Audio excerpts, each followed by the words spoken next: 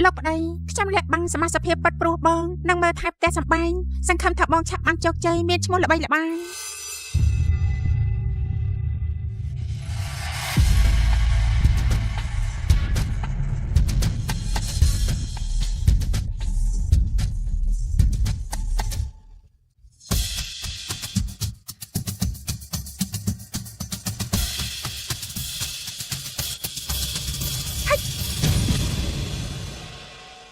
មនឹកស្មានថាអ្នកនាងធ្វើស្រែ3ឆ្នាំហើយតែថ្មីដៃនៅតែខ្លាំងដដែលសោះ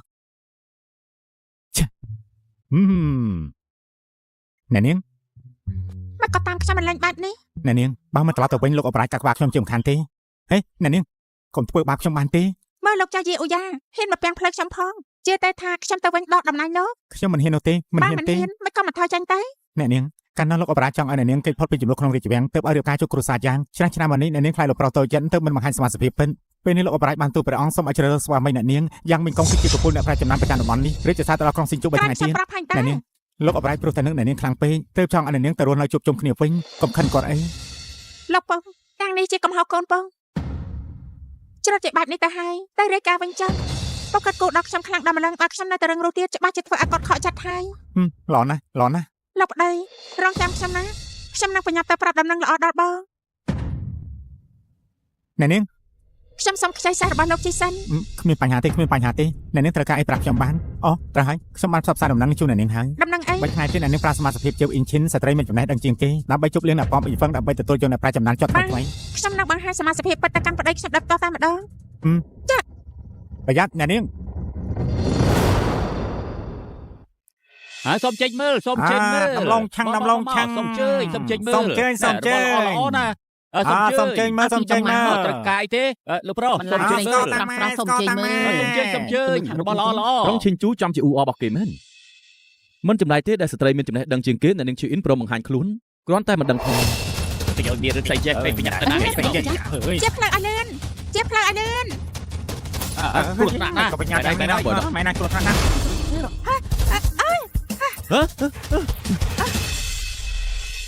អ្នកនាងម្នាក់នេះពិតជាស្អាតណាស់ថែមទាំងលយទៀតផងព្រះរាជបុត្រមិនអីទេស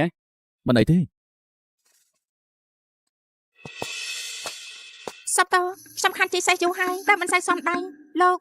មិនអីទេដែលសំខាន់នាងមានចិត្តល្អទៀតផងបើមិនសមដៃជីធ្វើអីបុកមនុស្សបិស្លាប់ដឹងថានាងបុកចំអ្នកណាទេមិនអីទេអ្នកនាងម្នាក់នេះច្បាស់ជាប្រញាប់ណាស់ហើយឲ្យនាងទៅសិនចុះណែប្រាប់អ្នកដឹងចុះណែមានតែលោកទេដែលយល់ហេតុផលប៉ុន្តែខ្ញុំមិនមែនជាមនុស្សមិនស្គាល់ខុសត្រូវទេសេះមួយក្បាលនេះខ្ញុំជូនលោកចាឈូយាយ៉ាវពិតជានារីមិនធម្មតាពិតមែនថាម៉េចមកជាកំពុងអ្នកប្រាជ្ញចំណានមែនទេជីយូអ្វីដែលអូននិយាយជាការពិតទេច្បាស់ជាការពិតហើយ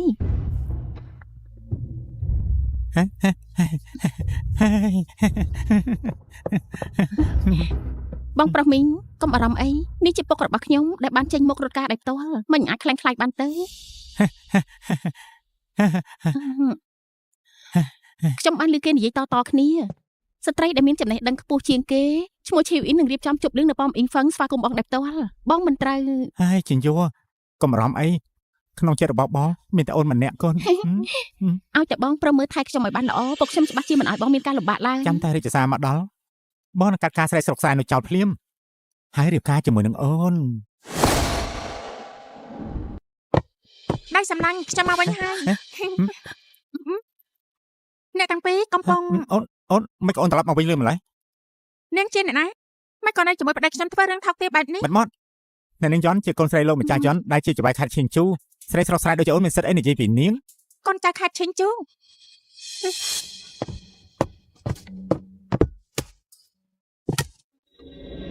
ឋានៈរត់តែជាច្បាយខេត្តមួយសោះខ្ញុំមិនខ្វល់ពីគេទេអូនចង់ធ្វើអីបងមីងរឿងដល់ដំណាក់កាលនេះហើយមិនបាច់លាក់បាំងស្រីថោកទាបនេះទៀតទេលោកប្តីអ្វីដែលនាងនិយាយមុននេះមានន័យថាម៉េចទៅឈូយាយ៉ាវជ្រុលជាអូនឃើញនឹងភ្នែកហើយយើងមិនបាច់ដាក់បាំងទៀតទេពេលនេះយើងជាប់ជាកំពុងអ្នកប្រាជ្ញចំណានហើយនាងត្រឹមជាស្រីស្រែចំការម្នាក់ប៉ុណ្ណោះគ្មានតម្លៃចំពោះយើងនោះទេហើយយកលិខិតលេងលះនេះ ចេញពីគ្រួសារយ៉ាងភ្លាមទៅ ចង់លែងលះហ៎ ត្រូវហើយស្ដាប់មិនខុសទេយើងចង់លេងលះជាមួយនឹងនាង ល្អណាស់ល្អ3ឆ្នាំនេះខ្ញុំដាំបន្លែដើម្បីមានប្រាក់ឲ្យបងរៀនពេលបានឡើងខ្ពស់បងបែរជាចង់លែងខ្ញុំចា ចុះចង់ឲ្យធ្វើម៉េចខ្លួននាងក្លិនស្រែស្រែបែរជាមិនមហិច្ឆតាខ្ពស់ចង់នៅក្បែរកំពូលអ្នកប្រាជ្ញចំណានផងយល់សប្តាហ៍កណ្ដាលថ្ងៃមិនខុសពិតមែន កំពូលអ្នកប្រែ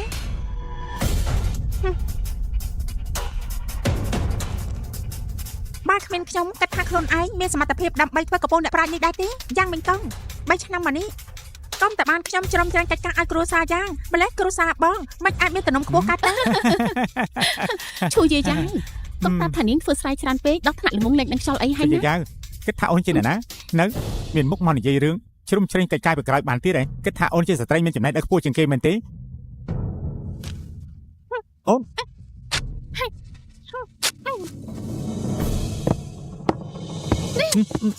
យ៉ាងមិញកងលោកនិយាយត្រូវណាស់ខ្ញុំជាស្ត្រីមានចំណេះដឹងខ្ពស់ជាងគេប៉ុន្មានហើយត្រូវចាំទុកផងថាថ្ងៃនេះមិនមែនលោកចង់លែងខ្ញុំទេតែខ្ញុំទៅវិញទេដែលចង់លែងលោកហើយតំណែងអ្នកប្រាជ្ញាចំណានរបស់លោកនោះក៏សង្ឃឹមថាបានធ្វើវាឲ្យសោះ ហ៊ានប្រមាថអ្នកកំពូលចំណានផងឯង ខ្ញុំមិនខ្លាចនឹងនិយាយប្រាប់ទេតំណែងកំពូលអ្នកប្រាជ្ញបងមីងគឺបានមកពីលោកពុកខ្ញុំជាអ្នករត់កាត់ឯផ្ទាល់3ថ្ងៃទៀតរាជសារនៅម្ដងក្រុងឈីងជូស្ត្រីមានចំណេះដឹងជាងគេអ្នកនាងឈីវអ៊ីនក៏ត្រៀមពិធីជប់លៀងនៅប៉មអ៊ីងហ្វឹងដើម្បីស្វាគមន៍បងមីងដែរ ត្រឹមជាចវាយខាត់យន់ហាន់ម្នាក់នេះហ៊ានលោកដៃចូលការប្រឡងចូលរាជវាំងធ្វើឲ្យអស់សម័យមែន បាត់មកនាងហ៊ានហៅឈ្មោះចវាយខាត់ចំផងឯង មើលទៅនាងលែងចង់រស់ហើយ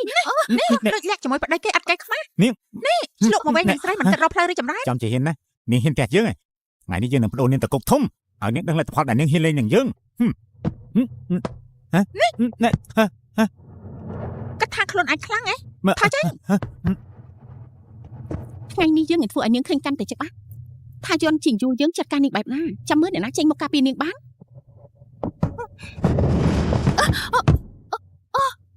ត្រាំក្បាច់កុនកប៉ិចកប៉ោះកុំចង់លួចឆ្មាក់ទៀតឲ្យសោះ ប្រហែលជាកន្លែងនេះហើយ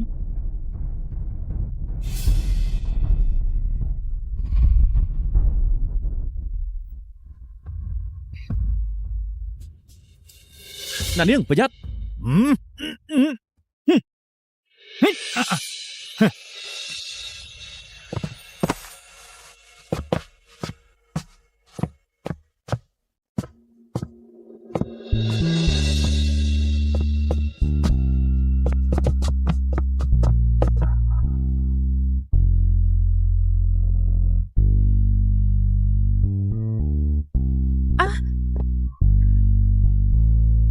អរគុណអ្នកប្រុសដែលបានជួយ ណានាងជាណានាងពិតមែន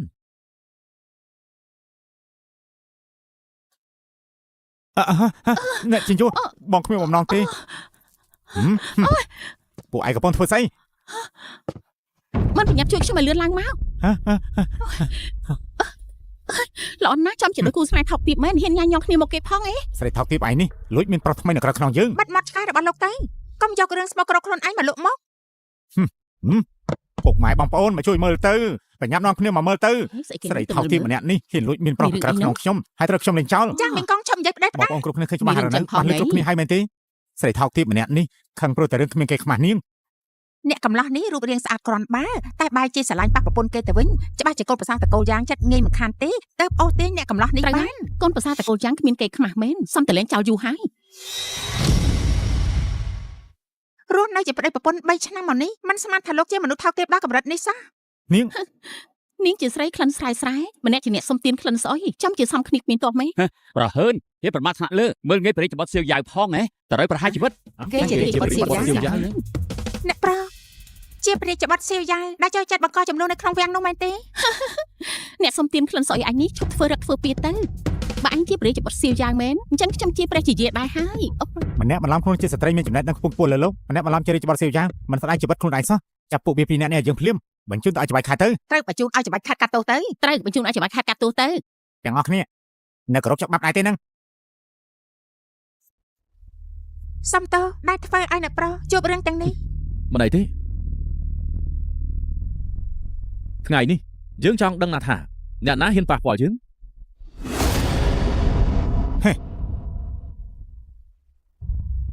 លើថារាជបុត្រសៀវយ៉ាងចូលចិត្តសាមញ្ញមិនចូលចិត្តបង្កប់បញ្ជា ទៅត្រង់ចេញពីរាជវាំងហើយធ្វើដំណើរតាមព្រៃភ្នំគ្មានអ្នកណាស្គាល់ថាត្រង់មកបាត់បែបណាទេអាអ្នកសុំទាននេះក្លាហានមានរបៀបខុសពីគេណាកុំប្រាប់ថាគេជាប្រជាពលរដ្ឋសេវយ៉ាវពិតប្រាកដ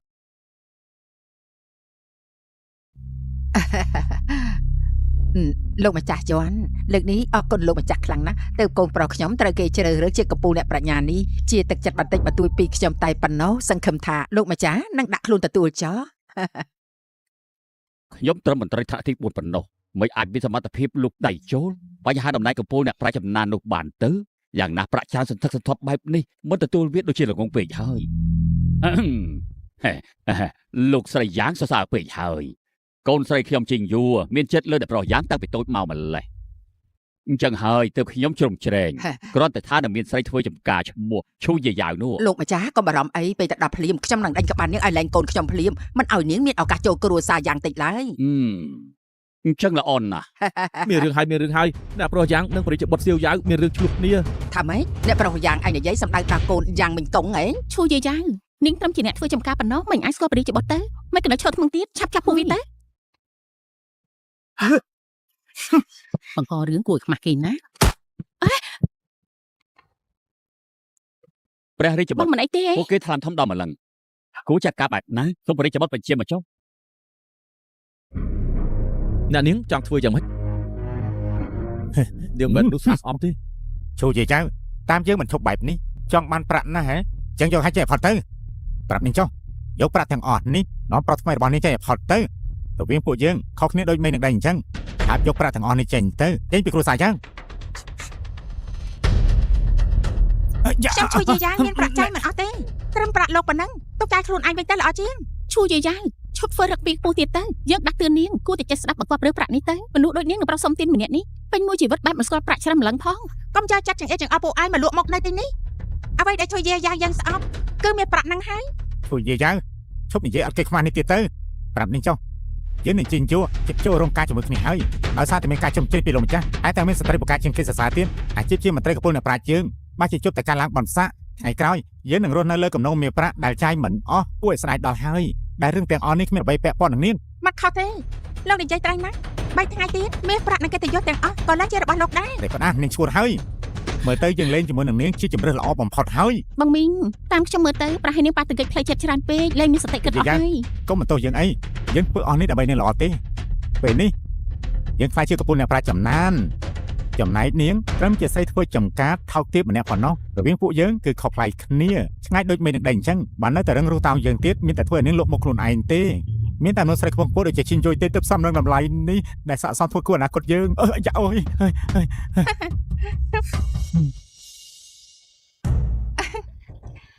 ជួយយាយយ៉ាវនាងសាយស្អី យ៉ាងសាយព្រោះលោកខ្វាក់ភ្នែកមិនចេះមើលមនុស្សត្រឹមតែកូនស្រីចវាយខេតគ្មានសិទ្ធអីមកកាន់ស្បែកជើងយ៉ាងផងបែរជាធ្វើឲ្យលោកអញក្អាំងយ៉ាងនេះយ៉ាងមិញកងភ្នែកតកូរបស់លោកខ្វាក់ឲ្យមែនទេ និយាយពីស្អី ឈូយាយ៉ាវហ៊ានមើងងាយឋានៈខ្ពង់ពោះជាងផងហ៎យើងមិនលើកលែងឲ្យនាងដាច់ខាត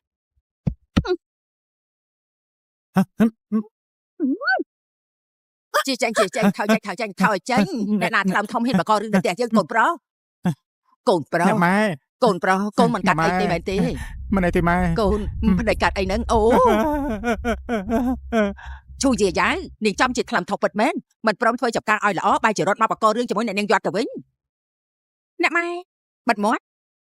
ឯងគ្មានសិទ្ធអីហៅយើងថាម៉ែទេប្រុសស្អាតម្នាក់នេះជាអ្នកណាគេ អ្នកម៉ែវាជាប្រុសថ្មីស្រីម្នាក់នេះដែលមានស្ហាយលុយលាក់នឹងគ្នា ឈូយាយ៉ាវហ៊ានមានប្រុសថ្មីនៅផ្ទះស្គរយ៉ាងផងចង់ងាប់ហើយហ៎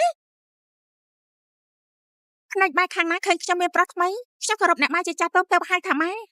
មិនស្មានថាអាងខ្លួនឯងជាចាស់វាយរឹកខ្លួនឯងខ្ពស់ក៏បបបែបនេះសោះនាងជាស្រីថោកទាបគ្មានគេខ្មាស់ថោកទាបអស់លេខដាក់មែនពួកយើងចាញ់ទៅអេឈប់សិនបើចង់ទៅអាចទៅបានតែត្រូវបកគលប្រាក់ថ្លៃពោកចុកនិងថ្លៃសម្លៀកបំពាក់ដែលនាងប្រើប្រាស់មកឆាប់ឲ្យយើងវិញនេះអូយ អ្នកម៉ែមិនអីទេ នេះ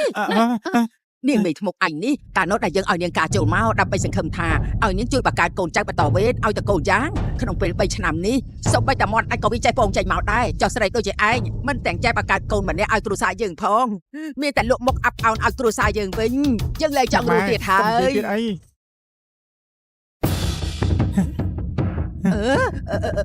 ស្រីថោកទាបឯងនេះនៅមានមុខសើចចេញទៀត ណែម៉ែកុំនិយាយទៀតអី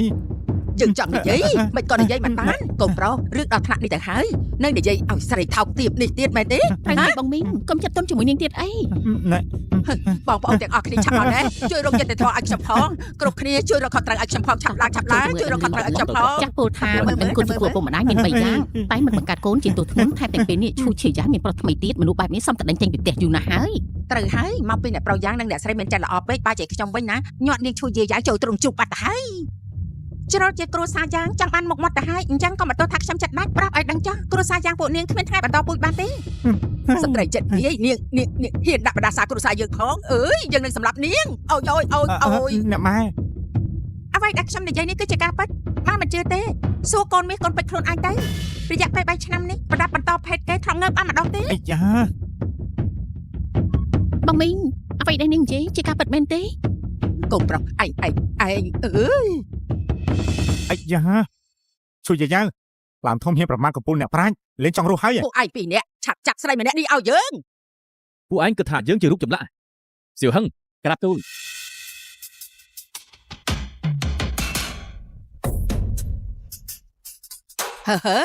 ចាប់ជាគូសកលថោកទាបមែននៅចង់លេងល្បិចដាក់យើងទៀតអី យើងចង់ឃើញណាស់ថា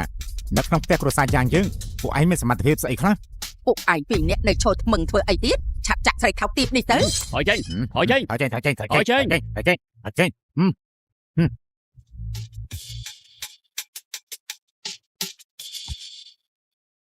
ទូលបង្កុំមកយឺតយ៉ាវសូមបរិជ្ជបុត្របរិជ្ជទានទូល ក្រោកឡើង ទូលបង្កុំឲ្យជួយយឺតយ៉ាវសូមបរិជ្ជបុត្របរិជ្ជទានទូល ក្រោកឡើង បរិជ្ជបុត្រមនុស្សធម្មធំ3នាក់នេះធ្វើយ៉ាងម៉េចក្រាបទូលប្រព្រឹត្តទោសត្រូវប្រហារជីវិតសូមទ្រង់ចេះរាជបញ្ជាការក្បាលពួកគេដាក់ទីសាធារណៈកុំឲ្យគេយកគំរូតាម អ្នកនាងមានបំណងចាត់ចែងបែបណា យាយមកបងសំវទុកជីវិតឲ្យពួកយើងផង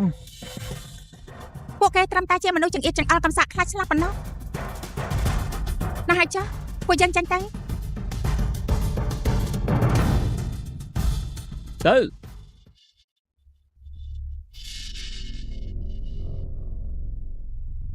កុំប្រាប់ថាអ្នកសុំទាននោះជារាជបុត្រមែនណាមិនក៏គេការពារស្អីម្នាក់នឹងដល់ម្លឹងឬក៏សមាជិកពិតស្រីម្នាក់នេះមានឋានៈខ្ពស់ជាងព្រះរាជបុត្រ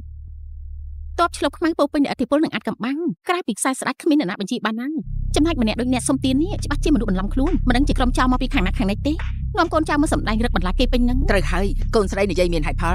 ស្រីថោកទាបឈូយាយ៉ាងម្នាក់នេះមិនក៏អាចមានវាសនាបាទស្គាល់រាជបុត្រសៀវយ៉ាងទៅ អ្នកម៉ែខ្ញុំមិនអាចទ្រាំនឹងភាពអាម៉ាស់មុខនេះបានទេ សួរជាយ៉ាងថ្ងៃនេះនាងធ្វើឲ្យយើងលក់មុខខ្លាំងណាស់មិនថានាងជាអ្នកណាទេអ្នកនាងឋានៈខ្ពង់ខ្ពស់ដូចយើងនឹងសពសឹកនាងឲ្យបាន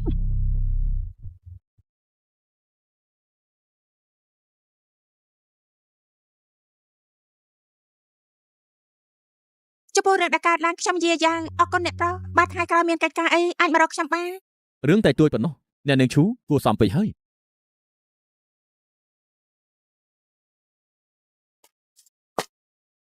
អ្នកប្រុសជាសៀវយ៉ាងមែនទេ មិនដូចមែនទេ តួអ្នកប្រុសជាត្រង់មិនក៏ដោយខ្លាំងដូចនេះមិនឈ្នះពូវៃក្នុងព្រៃលើកនេះមានរឿងជាមួយច្បាប់ខេត្តឈិញជូឆាប់ចាញ់ពីទីនេះទៅនាំកូនចៅចាញ់ពីឈិញជូចាស់ ឈប់សិនសេះរបស់នាង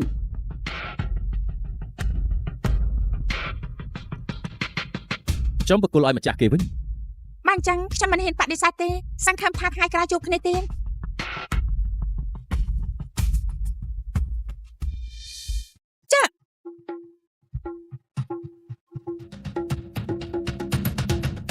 លិនស៊ន់ ក្រាបទូលព្រះរាជបុត្រ ចាប់ពីថ្ងៃនេះតទៅត្រូវតាមដានអ្នកនាងឈូដើម្បីការពារនាងពីក្រោយខ្នងបើមានរឿងអ្វីកើតឡើងឆាប់រាយការណ៍ប្រាប់យើងភ្លាម ក្រាបទូល មិនស្មានថាតំបន់ដាច់ស្រយាលបែបនេះយើងបានជួបនារីផ្លាច់ពីគេបែបនេះសោះ មកហើយហ៎ សូមអបអរអ្នកស្រីយ៉ាងអ្នកប្រុសយ៉ាងជាប់ជាអ្នកប្រាជ្ញចំណានលោកស្រីខំប្រឹងណាស់ទម្រាំបានឡើងទៅនំខ្ពស់ខ្លាំងបែបនេះបាន រឿងនេះអញ្ចឹងហើយកូនប្រុសមិញកូនខ្ញុំណាដឹងខុសត្រូវណាកតញ្ញូតាំង ត្រូវ ពីដើម ហើយ អូ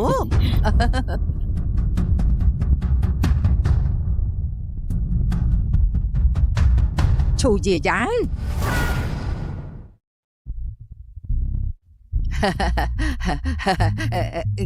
ឈូយាយ៉ាងមិនក៏នាងមកទីនេះកន្លែងនេះមិនមែនស្រីធ្វើស្រែចម្ការដូចនាងមានសិទ្ធិចេញចូលបានទេ លោកស្រីយ៉ាងម្នាក់នេះជាស្រីថោកទាបដែលអ្នកប្រុសយ៉ាងលេងចោល ណែ នោះមែ ឈុំ ន ជាយ៉ាងថ្ងៃនេះជាថ្ងៃកូនយើងឡើងដំណើរយើងមិនឲ្យនាងទៅបំផ្លាញកម្មវិធីទេនៅមិនតាន់យកពីស្ថានភាពទៀតទេ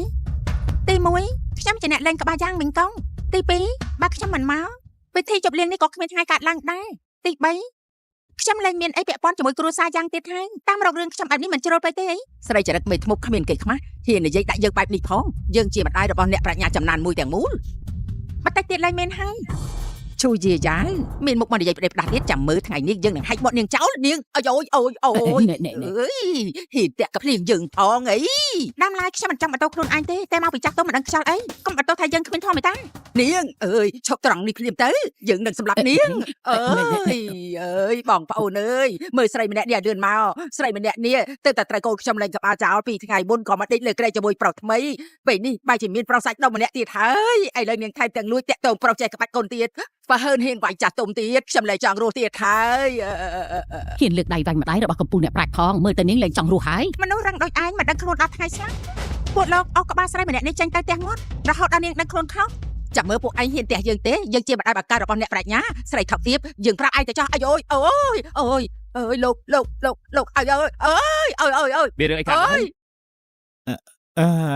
គ្មានអីទេ លោកម្ចាស់យ៉ាងហើយលើថាលើកនេះលោកម្ចាស់ប្រឡងជាប់ជាកំពូលអ្នកប្រាជ្ញសូម្បីតែស្ត្រីចេះដឹកជាងគេក្នុងលោកក៏កោតសរសើរលោកម្ចាស់ដែរណាពីទីជប់លៀងនេះគឺគាត់ចេញមកធ្វើដោយផ្ទាល់នេះជាការ រឿង ពិ នេះ ត ច្បាស់ជាអញ្ចឹងហើយ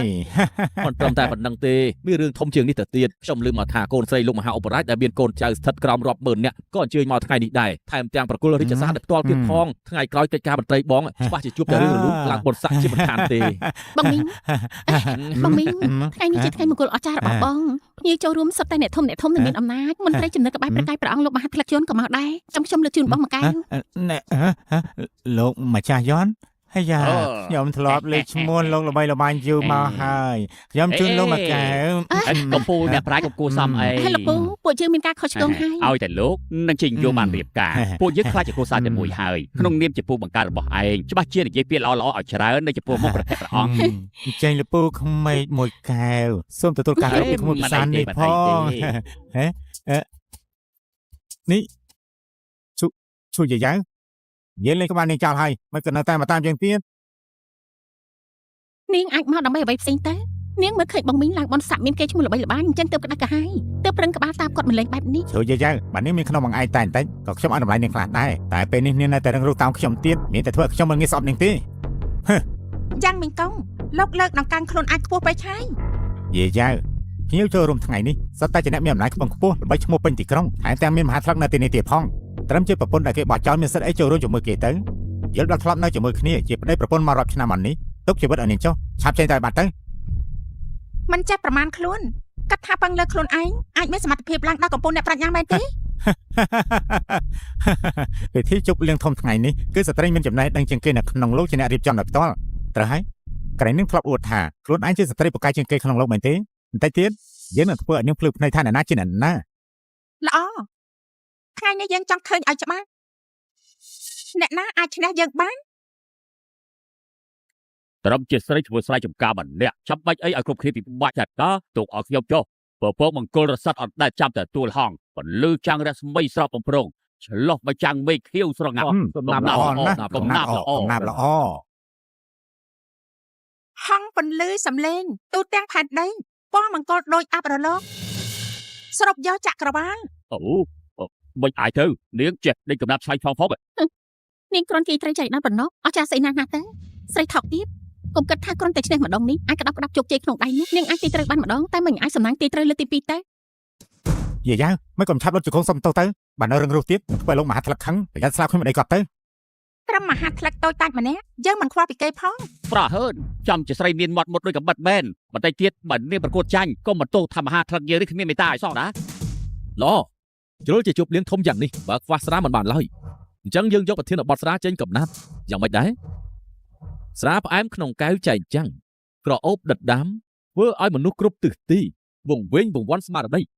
កំណាប់ល្អពីរណា ឈូជាយ៉ាងលើកនេះនាងទីត្រូវទៀតទេចាំមើលនាងដោះស្រាយយ៉ាងម៉េច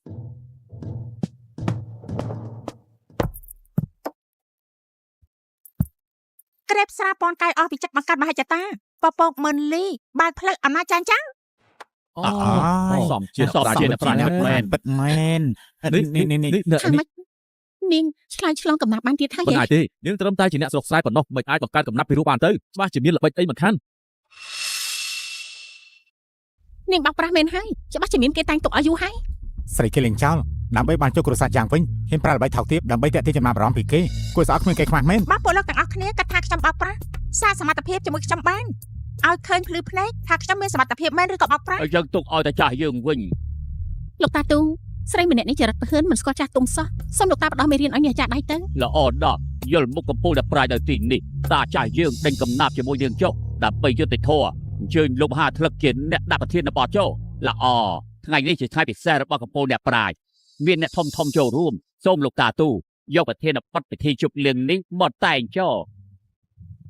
ពិធីជប់លៀងសម្បាយរុងរឿងបង្ហាញពីព្រះសូរិយាចារ្យត្រាស្រាឆ្ងាញ់មហោពិសេសធ្វើឲ្យចក្រវាលវង្វេង ហើយពលសម្ភារអង្អាចខុសពីគេមែនចាំមើលស្រីម្នាក់នេះទៅលោកតាទូចេញមុខដោយផ្ទាល់ចាំមើលនាងអាចក្អេងកាងដល់ពេលណាទៀត សម្ដីក្អេងក្អាងបន្លំបែបនេះនៅមានមុខហៅថាកំពូលកំណាប់ទៀតគួរឲ្យអស់សំណាច់ណាស់ មុននេះនាងនិយាយថាម៉េច ជួយយាយមិនប្រញាប់សុំទោសលោកតាទូភ្លាមទៅឋានៈលោកតានាងមិនអាចប្រមាថបានទេ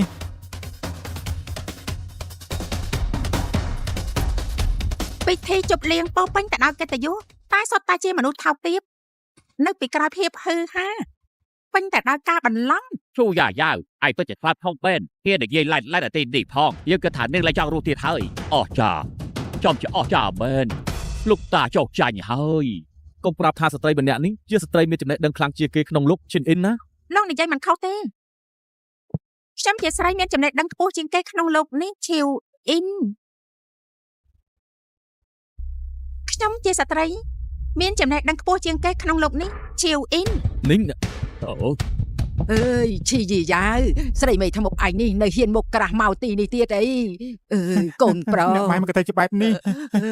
ម៉ែគ្រាន់តែឃើញស្រីម្នាក់នេះរួមរយៈជាមួយប្រុសថ្មីនៅក្រៅខ្នងក៏ចេញទៅបណ្ដៅ2 3ម៉ាត់តែនាងបែរជាមនុស្សឲ្យមកវាយម៉ែទៅវិញកូនប្រុសកូនត្រូវរងយុត្តិធម៌ជូនម៉ែវិញ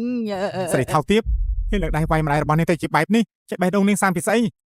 ឈូជាយ៉ាងមានទេពកោសល្យបន្តិចប៉ុណ្្នឹងវាយ៉ាងម៉េចចរិតស្មោករស់គ្មានគេខ្មាស់របស់នាងមនុស្សបែបនេះមិនសមមានជីវិតរស់ទេ អ្នកនាងយន់និយាយត្រូវមនុស្សរឹកពីថោកទាបធ្វើរឿងអាម៉ាស់ដូចជានាងមានសិទ្ធិឈរនៅទីនេះទេ មិននឹកស្មានថាអាណាចក្រជូសបោតែដែរមន្ត្រីល្ងងមិនដឹងខ្យល់អីបែបនេះសោះមើលតែនេះជាពេលល្អដែលត្រូវបោះសម្អាតពួកអញចោលម្ដងហើយ នាងជាស្រីប្រហើនមិនដើរតាមកន្លងធម៌របស់មនុស្សស្រីមិនស្គាល់ខ្ពស់ទាបហ៊ានប្រមាថថ្នាក់លើសំតែយកតែចង់នឹងសេះ5ទាញឲ្យខ្ទេច ដើមឡើយយល់ដល់មុខកំពូលអ្នកប្រាជ្ញចំណានទើបសុកចិត្តអត់ធ្មត់ជាមួយនាងតែបើនាងមិនឆ្លាញ់ខ្លួនឯងនៅរឹងរូសដល់ថ្នាក់នេះទៀតចាំយើងជួយបំពេញបំណងយើងនឹងចេញបញ្ជាឲ្យគេកម្ចាត់តកូលឈូ9ចំនួន ប្រហារ ប្រហារ9ចំនួនប្រហារ9ចំនួនចោលទៅប្រហារ9ចំនួនចោលទៅ9ចំនួន អីក៏ថ្លាមធំយ៉ាងនេះ យាយរឿងដល់ដំណាក់កាលនេះហើយនៅមិនទាន់ស្គាល់ខុសត្រូវទៀតបើព្រមរត់ជង្គង់សុំទោសយើងនៅពេលនេះប្រហែលយើងជួយវល់លំចាស់យន់ឲ្យដើម្បីទប់ស្កាត់នៅអាណស្អាតបាន អ្នកដែលត្រូវលុតជង្គង់សំទោសនោះគឺពួកអញតែវិញទេ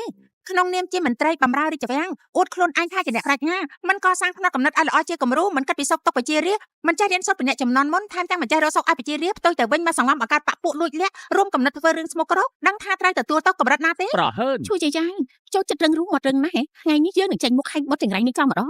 ចាំមើលនាងមានអីតតាំងបានទៀត អ្នកណាហ៊ានប៉ះมือរបស់យើង នេះគឺនេះណែ ត្រូវប្រហារជីវិត គឺ អ្នកណាហ៊ានប៉ះមនុស្សរបស់យើងត្រូវប្រហារជីវិត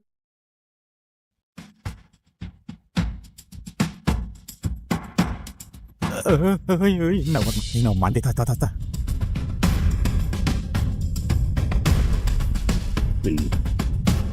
គឺមានឋានៈធំបណ្ដាទើបអាចជាកងទ័ពបាន មើលទៅឯកសណ្ឋានកងទ័ពនេះដូចជាទ័ពឆ្លប់ខ្មៅមានអំណាចនោះមិនអីទេ ទ័ពឆ្លប់ខ្មៅជាទ័ពមានឥទ្ធិពលប្រចាំអាណាចក្រជូក្រៅពីខ្សែរាជវង្សគ្មាននរណាអាចបញ្ជាបានទេកុំប្រាប់ថាម្នាក់នេះជាខ្សែស្រឡាយស្ដេចណា លោកពូជ្រុលជាគេមកពីខ្សែរាជវង្សហើយចុះលោកពូស្គាល់គេដែរទេ មិនក៏អ្នកប្រុសមិនតាន់ទៅទេ រាជបុត្រមានការបារម្ភពីអ្នកនាងអញ្ចឹងហើយទើប បិទមាត់ ពួកឯងជានរណាហ៊ានមកគម្រាមមន្ត្រីរាជការផងអីដឹងថាមានទោសកម្រិតណាទេ ឈូជាយ៉ាងអើយឈូជាយ៉ាងឈប់យកពួកចៅព្រៃទៅនេះមកធ្វើពុតក្អេងកាងទៅគិតថាយើងមិនដឹងថានាងចង់ធ្វើអីមែនទេស្រ័យនាងគ្រាន់តែចង់ឲ្យបងមីងចាប់អារម្មណ៍ជាមួយនាងតែប៉ុណ្្នឹងតើអីគួរឲ្យស្ដាយក្តីសង្ឃឹមនាងត្រូវបានរលាយអស់ហើយវាមានតែធ្វើឲ្យបងមីងកាន់តែស្អប់នាងថែមទៀតប៉ុណ្ណោះ ចូលយាយ ស្រីស្រឡាញ់ប្រុសមិនរើសមុខដូចជានាងនេះថ្ងៃនេះយើងនឹងយកសាហាយស្មន់ថោកទាបដូចជាពួកឯងទៅកាត់ទុកប្រហារជីវិត ប្រហើនឥឡូវងងឯងលេចចោលរស់ហើយ ត្រឹមជាអ្នកប្រាជ្ញម្នាក់សោះសូមបីយើងក៏គ្មានក្នុងកៅភ្នែកផង ព្រះអង្គនឹងស្ដេចនៅអាណាចក្រជូយើងសុទ្ធតែស្គាល់ពួកទ្រង់ច្បាស់ណាស់ក៏ប៉ុន្តែលោកយើងមិនដែលជួបពីមុនមកទេលោកត្រឹមជាមនុស្សបន្លំព្រួតបណ្ដោះ ច្បាស់តែទេថាខ្លួនឯងបានជួបព្រះរាជបុត្រនិងស្ដេចត្រាញ់អស់នោះ ច្បាស់ជាជួបគ្រប់ហើយយើងជាអ្នកបម្រើព្រះអង្គដោយផ្ទាល់អាចមាននរណាដែលមិនធ្លាប់បានជួបនោះបើនិយាយថាមានអ្នកមិនធ្លាប់ជួបនោះពិតជាមានម្នាក់មែនដែលទ្រង់គឺជាព្រះរាជបុត្រសៀវយ៉ាវគូយ័នឬមួយក៏លោកជាព្រះរាជបុត្រសៀវយ៉ាវគូយ័នថាមួយព្រះរាជបុត្រសៀវយ៉ាវ អចោះស្រីម្នាក់នេះជានរណាឲ្យប្រកាសអ្មិនក៏ស្គាល់ព្រះរាជបុត្រសៀវយ៉ាវ ព្រះរាជបុត្រសៀវយ៉ាវតែងលាក់ខ្លួនដូចជានាគកណ្ដាលអាលោកត្រឹមជាមេចៅព្រៃម្នាក់ប៉ុណ្ណោះមិនអាចជាព្រះរាជបុត្រសៀវយ៉ាវទៅមិនពិតទេខ្ញុំគួរតែហៅលោកថាមេក្រុមចៅព្រៃទើបប្រេង មេក្រុមចៅប្រេងចឹងហ៎ ចុះដូចខ្ញុំដែរទេ នៅមិនធ្វើពុតកេងកាំងទៀតទេបើខ្ញុំទីមិនត្រូវទេនោះអ្វីដែលហៅថាតបសនជានេះត្រឹមជាពួកចៅព្រៃរបស់លោកបន្លំខ្លួនប៉ុណ្ណោះគ្រប់គ្នាពីរអ្នកនេះបានប្រព្រឹត្តទោសប្រហារជីវិតពួកយើងត្រូវរួមដៃគ្នាចាប់ពួកវាឲ្យបានព្រះរាជបុត្រសៀវយ៉ាវច្បាស់ជាប្រតិរវត្តដល់ពួកយើង ចាំមើលនរណាហ៊ាន ជ្រុលជាបែបនេះទៅហើយអញ្ចឹងយើងផ្ដល់ឱកាសឲ្យម្ដងទៀតទៅចុះបើមានល្បិចអីទៀតក៏បញ្ចេញអស់មក លោកនិយាយខ្លួនឯងទេបងវ៉ាអញ្ចឹងឪពុកខ្ញុំមកទីនេះមកចង់ជាមិនឃើញក្តាស់មឈូសមិនស្រត់ទឹកភ្នែកមែនមិនយូរទៀតទេពុកខ្ញុំនឹងដឹកនាំទ័ពមកដល់ទីនេះដើម្បីកាត់ក្បាលពួកឯងទាំងអស់គ្នា អស់លោកដាក់អាវុធចោលអស់ទៅយើងចាំមើលចវាយខេតកំសាកនោះសិន មនុស្សល្ងងមិនស្គាល់ស្លាប់រស់ដូចឯងគេនឹងសម្ញាញ់រឹកនៅទីនេះទៀតទេបើយើងជាឯងវិញច្បាស់ជាលុតជង្គង់សុំទោសតាំងពីយូរហើយប្រហែលជាអាចជួយជីវិតថោកទាបរបស់ឯងបានខ្លះ នេះគឺអញ្ចឹងចាញ់តែមុនសិនទៅតែទៀតច្បាស់ជា ចុះមកទៅទេបើខ្ញុំទៅបានអ្នកនាងគិតយ៉ាងម៉េច ខ្ញុំអាចទៅដោយសុវត្ថិភាពពួកគេធ្វើអី អ្នក ខ្ញុំ នាង មិន ជា បានទេស្ត្រីមានចំណេះដឹងខ្ពស់ជាងគេ ខ្ញុំមិនក៏អ្នកប្រុស សូម្បីអ្នកបកកែទី2ក៏ចាញ់លើដៃនាងដែរមានតែពួកភ្លើនេះទេដែលមិនដឹងរឿងនោះទោះអ្នកនាងចេះជាងគេនៅក្នុងលោកក៏ពួកគេមិនងាយដោះលែងងាយៗដែរ តែខ្ញុំនៅតែ កុំបារម្ភអីមានខ្ញុំនៅទីនេះគ្រប់គ្នាដែលនៅទីនេះទាំងប្រមាណមិនហ៊ានប៉ះអ្នកនាងនោះទេ ណាស់ហើយចាឃើញតែធ្វើស្មោះត្រង់របស់លោកបែបនេះមកជាមេក្រុមចាស់តើយ៉ាងម៉េចទៅ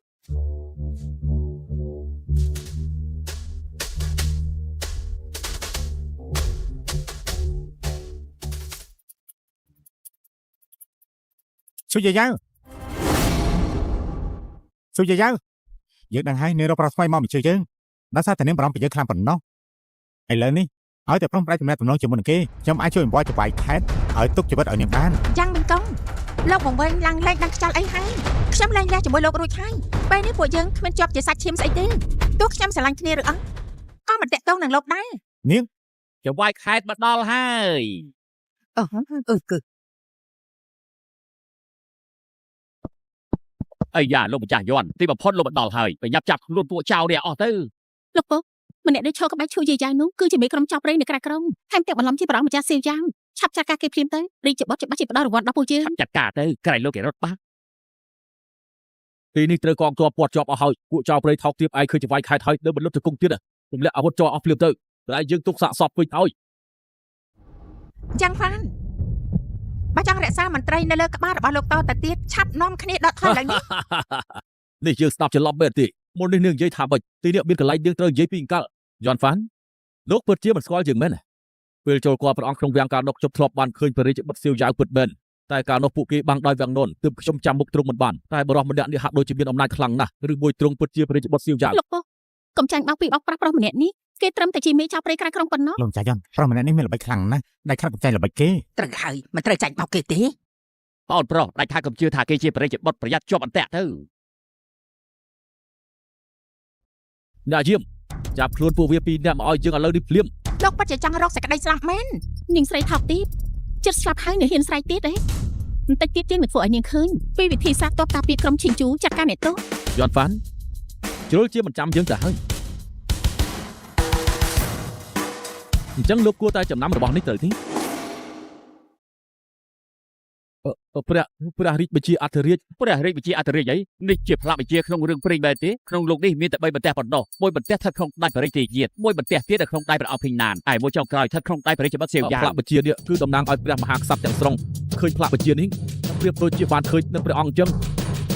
គេជាព្រះរាជបុត្រសៀវយ៉ាវពិតមែនងាប់ហើយលើកនេះវានេះងាប់ទៅពុជមិនថាទេ ទៅក្រាបថ្វាយបង្គំព្រះរាជបុត្រសៀវយ៉ាវ ព ពេលនេះអ្នកនាងព្រមជឿយើងហើយមែនទេ រឿងនេះមិនអាចទៅរួចទៅមនុស្សដូចគេមិនអាចជាព្រាយច្បត់ទៅផ្លាកបញ្ជានោះច្បាស់ជាគេលួចមកមិនខានលោកនោះគេមិនមែនទេ កូនចង្រៃនៅនិយាយប្រទេសផ្ដាស់ទៀតឆាប់លុបទៅគុកឲ្យលឿនទៅ លោកពុកចាញ់បោកគេហើយទាំងអស់គ្នាត្រូវគេបោកប្រាស់ហើយគេមិនមែនជាព្រាយច្បត់ស៊ីយ៉ាពិតប្រកបទេ កូនមិនស្គាល់គុណធម៌ឯងនេះបិទបត់ធំនិយាយទៅហើយចង់ធ្វើឲ្យយើងដាច់ក្បាលពីលើកអមែនទេយន់ហ្វាន់មិនស្មានថាកូនស្រីលោកមិនស្គាល់ខុសត្រូវដល់ថ្នាក់នេះសោះដាក់ពួកលោកចុះអ្នកនាងឈូយើងយ៉ាវដែលឈរក្បែរយើងនេះជាស្ត្រីដែលមានចំណេះដឹងជាងគេក្នុងលោកឈឺអ៊ីន ខ្ញុំមិនជឿ កូនលងងស្រះកៅទៅដល់ខែសម្ព័ន្ធភាពរដូវស្លឹកឈើជ្រុះយាយ៉ាវជាឈឺអ៊ីនគឺយាវយ៉ាវរឿងសាមញ្ញដល់ថ្នាក់នេះក៏អាចគិតមិនចេញដែរយើងចិញ្ចឹមឯធំឡើងមានប្រយោជន៍ស្អីទៅ មើលតែលោកច្បាយខែមិនល្ងងល្ងីល្ងើដោយកូនស្រីរបស់លោកនោះទេកូនស្រីរបស់លោកច្បាស់ជាមានអ្វីខុសមិនខានមិនគោរពវិន័យស្ត្រីមិនស្គាល់ភាពអៀនខ្មាស់រហូតដល់ហ៊ានលួចលាក់រួមរយៈជាមួយប្តីអ្នកដទៃក៏ហក់បោកប្រាស់វង្វេងការពិតទៅជាខ្លាំងខ្លាយព្យាយាមសម្លាប់មនុស្សម្ដងហើយម្ដងទៀតយន់ហ្វានក្នុងនាមលោកជាច្បាយខែតើត្រូវដាក់ទោសបែបណាចំពោះកូនស្រីចឹងល្អរបស់លោកម្នាក់នេះ ស្រីប្តីលេងក្បាលចោលបងមីងប្រពន្ធបេះដូងឲ្យខ្ញុំតាំងពីដំបូងបាត់គុំតានាងអាចមានប្រយោជន៍ដល់គ្រួសារយ៉ាងទេម្លេះត្រូវគេដេញក្បាលចោលតាំងពីយូរហើយមិនដែរទេបងមីងបងប្រាប់នាងទៅបងនិយាយទៅ ចេញទៅស្រីថោកទៀតនាងមកលបងខ្ញុំខ្លួនឯងទេខ្ញុំនិយាយយ៉ាងទៅជាគូស្នេហ៍ពិតប្រាកដដើម្បីពួកយើងស្រឡាញ់គ្នាណាតែនាងជាអ្នកចូលជ្រែកមកពីនាងហ្នឹងចេញឲ្យផុតទៅ ចាំជាប្រភេទតែមួយមែនពួកឯងសំគ្នាដល់ហើយ ស្រីបិសាចឯងថ្ងៃនេះយើងដាច់ខាតយកជីវិតនាងឲ្យបាន ប្រហើនហ៊ានសម្លាញ់រត់ដាក់អ្នកនាងឈូផង យន់ហ្វានលោកចង់ឲ្យយើងចាញ់មុខបញ្ជាដល់ផ្ទាល់មែនទេអត់ទេព្រះរាជបុត្រទូលបង្គំនឹងនាងទេនាងទៅតំបន់ជាយដែនភ្លាមត្រូវដាក់ទោសនាងឲ្យធ្ងន់ធ្ងរចំពោះទោសប្រមាថព្រះរាជបុត្រនាំនាងទៅ លោកបង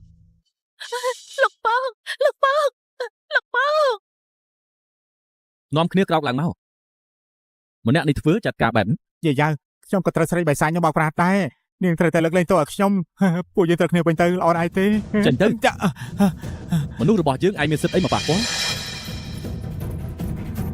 យ៉ាងមិញកុងយ៉ាងណាពួកយើងលែងមានអ្វីពាក់ព័ន្ធនឹងគ្នាទៀតហើយយល់ដល់មនោសញ្ចេតនាកាលពីមុនខ្ញុំអាចទុកជីវិតឲ្យលោកបានចំណែករឿងតំណែងកម្ពុជាអ្នកប្រៃរបស់លោកមិនសមនឹងបានទៀតទេថ្ងៃក្រោយរស់នៅរៀងខ្លួននាំពួកគេចាញ់តែក្រៅទៅ អើយអត់ទេមិនបានទេខ្ញុំប្រកបខាតខ្ញុំមិនប្រកទេ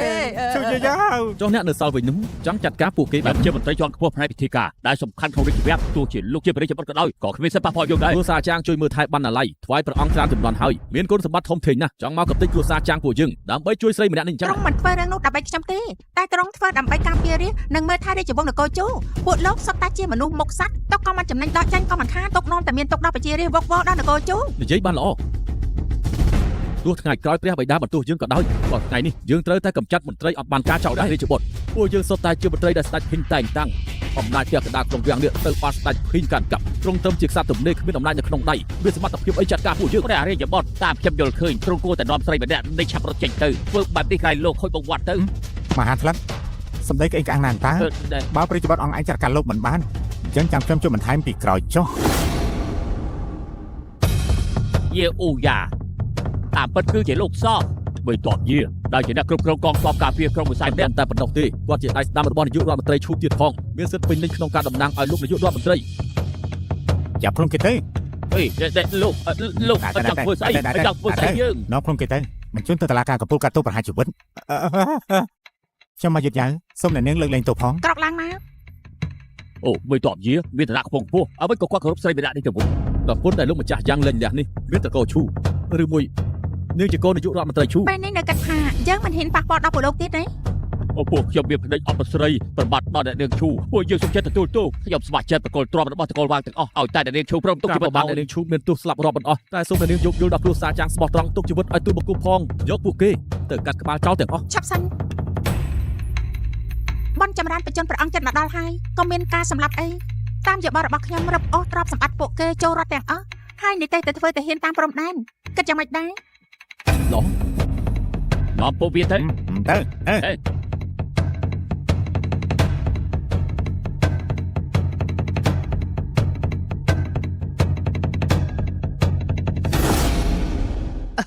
អូយ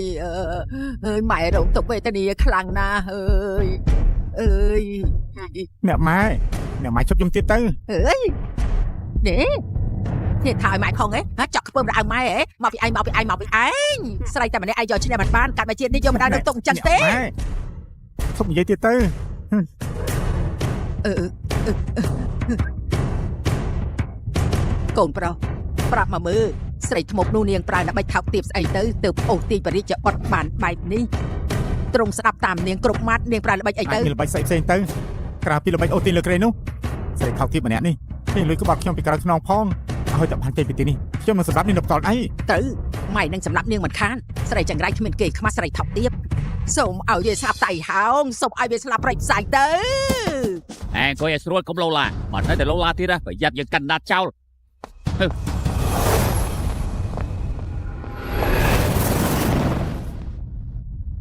ចាក់ໄວហ្នឹង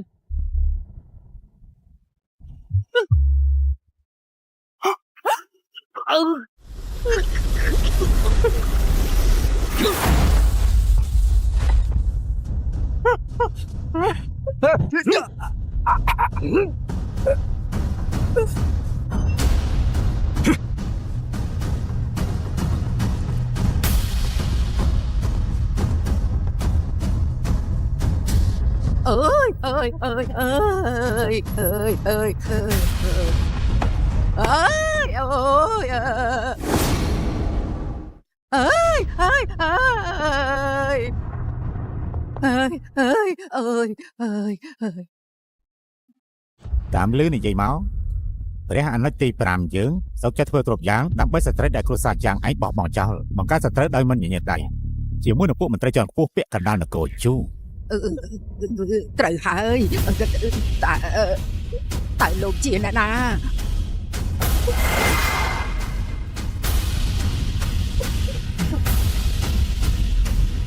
ទ្រង់ជាព្រះអង្គភិញណាន ព្រះអង្គជួយជីវិតផងសូមព្រះអង្គជួយជីវិតផងសូមជួយជីវិតទៅបង្គំផងបើចង់មានជីវិតត្រូវតែចេះស្ដាប់បង្គាប់ឲ្យបានល្អ เอ้ยស្ដាប់បង្គាប់ពួកយើងស្ដាប់បង្គាប់គ្រប់យ៉ាង បង្គំព្រមមានអ្វីដែលពួកយើងជួយទ្រង់បានយកការត្រាំងសិទ្ធនេះទៅយកquaព្រះរាជទានទូលថាយើងจะទឹកចម្រៃ9ដងលេខឡើងនៅអ៊ីជូហើយចំណែករឿងការឡើងបន្ទាន់ត្រូវធ្វើតាមការចាត់ចែងរបស់ទ្រង់ ក្រាបទូល បាន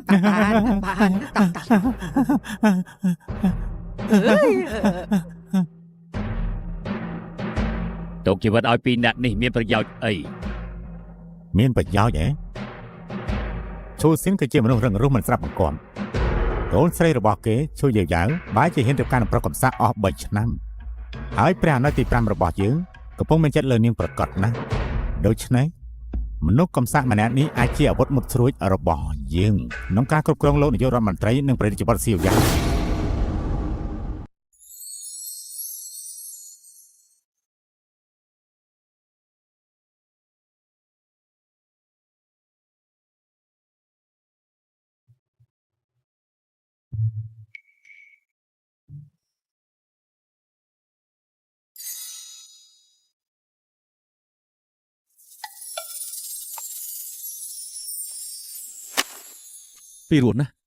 ពីរោះណាបត់បែបនេះមានតែនៅឋានសួគ៌ប៉ុណ្ណោះឋានកណ្ដាលកម្រនឹងបានលឺណាស់ពីរោះមែន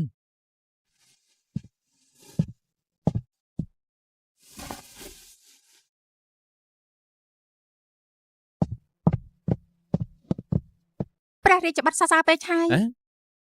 យាយៅកុំហៅខ្ញុំព្រះរាជបុត្រអីហៅត្រឹមសៀវអ៊ូបានហើយ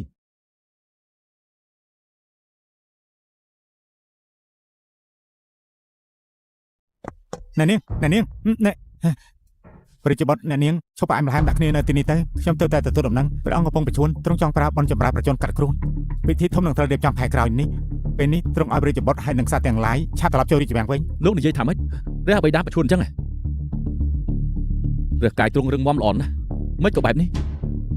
ច្បាស់ជាមានអ្នកធ្វើបាបទ្រង់មិនខាន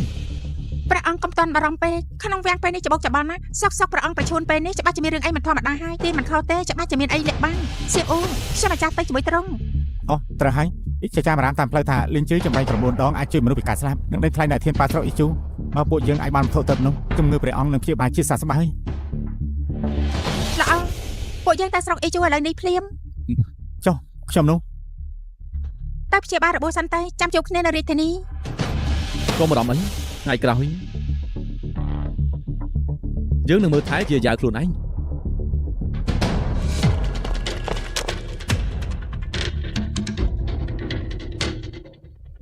ព្រះអង្គ រាជបុត្រសៀវយ៉ាវបានទៅស្រុកអេជូហើយ ក្រោយទូលបង្គំឲ្យមនុស្សទៅផ្ដល់ដំណឹងដល់មេតបយាពួកគេចែកល្បិចពិតមែនទូលបង្គំមកកប់មនុស្សតាមផ្លូវហើយលើកនេះពួកគេច្បាស់ជាមិនរស់ទេ ឯងស្គាល់ព្រះអាណត្តិទី5តិចហើយគេមិនស្លាប់ងាយៗបែបនេះទេក៏ប៉ុន្តែអង្វាយរឿងក្តៅក្រហាយទៅរីទីយិនក៏ជារឿងល្អម្យ៉ាងដែរ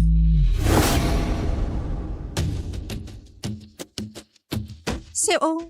រាជបុត្រមិនបារម្ភទេថាគ្រប់យ៉ាងដូចជាចៃដន្យពេកហើយ បានន័យថាម៉េច ការដេញថ្លៃ3ឆ្នាំម្ដងរបស់ថៃសៀនតាំងបែរជាធ្វើឡើងមុនថ្ងៃចម្រើនព្រះអង្គនេះ រឿងនេះអាចជាការចាយដំក៏បាន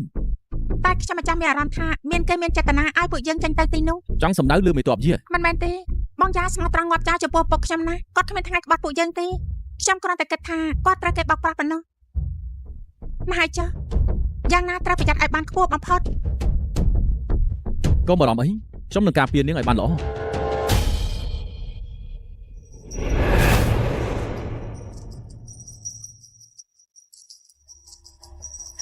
សៀវហឹងមានរឿងអី ព្រះរាជបុត្រមិនស្រួលទេមានមនុស្សពួនស្ទាក់ខាងមុខ និយាយតាមបិសាចក៏បង្ហាញមកភ្លាមចាំខ្ញុំទៅមើលសិន ប្រយ័ត្នផង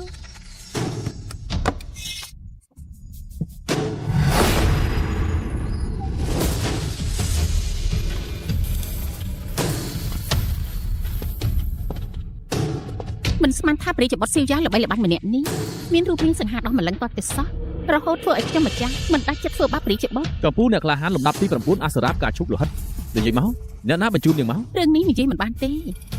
ក៏ប៉ុន្តែបើព្រះរាជបុត្រមានចំណាប់អារម្មណ៍ចង់ដឹងនោះមិនអញ្ចឹងជាងទៅដំណាក់ជាមួយខ្ញុំម្ចាស់ទៅពេលយប់ងងឹតខ្ញុំម្ចាស់នឹងប្រាប់រឿងលម្អិតដល់ព្រះអង្គបន្តិចម្ដង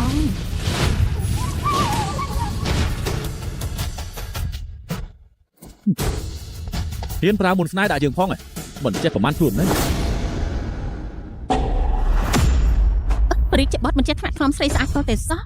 ពួកអញទៅកំដរលេងជាមួយព្រះរាជបុត្របន្តិចទៅហ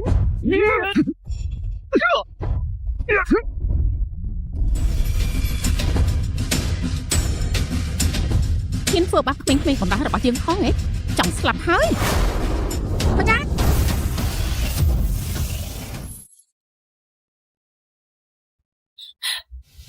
យកព្រះរាជបុត្រធ្វើជាគ្រូបង្វឹកក្បាច់គុនក្មេងៗខ្ញុំម្ចាស់មិនទាន់បានសាកល្បងទេ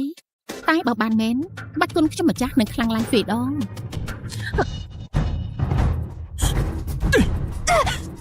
សៀវអូ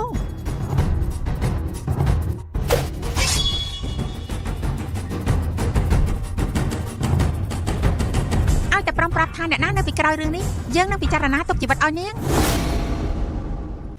គ្នាមានច្រើនដោះម្លឹងមកព្រួតធ្វើបាបស្រីទុនខ្សោយម្នាក់ខ្ញុំមិនព្រមទេលើកលែងតែពួកនាងព្រមប្រយុទ្ធនឹងយើងម្ដងទៀតបើចាញ់យើងនឹងប្រាប់នាង ចង់ប្រយុទ្ធជាមួយអ្នកណាក៏រើសចុះកុំឲ្យថាពួកយើងគ្នាច្រើនធ្វើបាបគ្នា យើង ទេ ចង់ប្រយុទ្ធជាមួយនាងនឹងហើយ មិនបានយាយ៉ាវមិនចេះក្បាច់គុនទេ យើងមិនខ្វល់ទេអ្នកនាងឲ្យយើងជ្រើសរើសតា ស្រីក្រឯងនេះមិនក៏គ្មានគេខ្មាំងអញ្ចឹង ល្អខ្ញុំអាចប្រយុទ្ធជាមួយនាងបានតែបើសិនជានាងចាញ់នោះត្រូវប្រាប់ពួកយើងថាអ្នកណានៅពីក្រោយរឿងនេះអត់ប្រកប រឿងនេះអញ្ចឹងហើយ សៀវអូខ្ញុំម្ចាស់ខ្ចីដាត្រង់សិន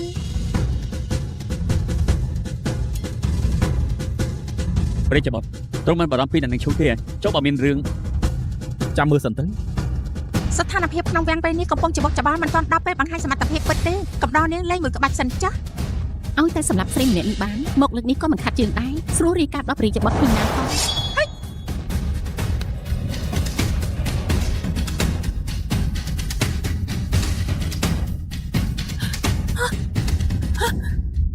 នាង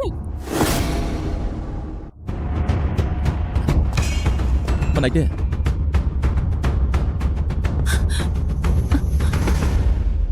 យខ្ញុំសុំទោសផងខ្ញុំប្រើដើរលើកទី1ហើយតែមិនសូវដឹងកម្លាំងដាច់ធ្ងន់ស្រានាងមិនអីទេ អ្នកនាងឈូអ្នកនាងចាប់ផ្ដើមរៀនក្បាច់គុនតាំងពីកាល មុននេះគ្រាន់តែឃើញពេលព្រះរាជបុត្រកំពុងតែប្រយុទ្ធជាមួយនឹងនាងខ្ញុំគ្រាន់តែលួចមើលប្រមាណក្បាច់ប៉ុណ្ណោះ មិននឹកស្មានថាអ្នកនាងឈូមិនត្រូវតែចេះជាងគេក្នុងលោកនេះទេថែមទាំងមានដងខាងក្បាច់គុនខ្លាំងទៀតផងមើលទៅព្រះរាជបុត្រពួកយើងរើសចំត្បូងពេជ្រកម្រហើយ សៀហាំងនាងរត់ហើយចាប់ឲ្យបាន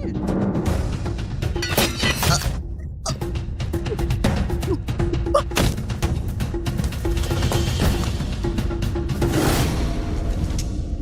ស្លាប់បាត់ហើយ គួរស្ដាយណាស់យើងមិនទាន់វេកបុកអ្នកនៅពីក្រោយបានទេ មិនថាអ្នកណានៅពីក្រោយរឿងនេះគេបានដឹងអស់ហើយថាត្រង់ចាញ់ពីទីនេះច្បាស់ជាបញ្ញាប់ចាញ់ពីទីនេះមិនអញ្ចឹងមិនដឹងថាខាងមុខត្រូវជួបគ្រោះថ្នាក់អីទៀតទេ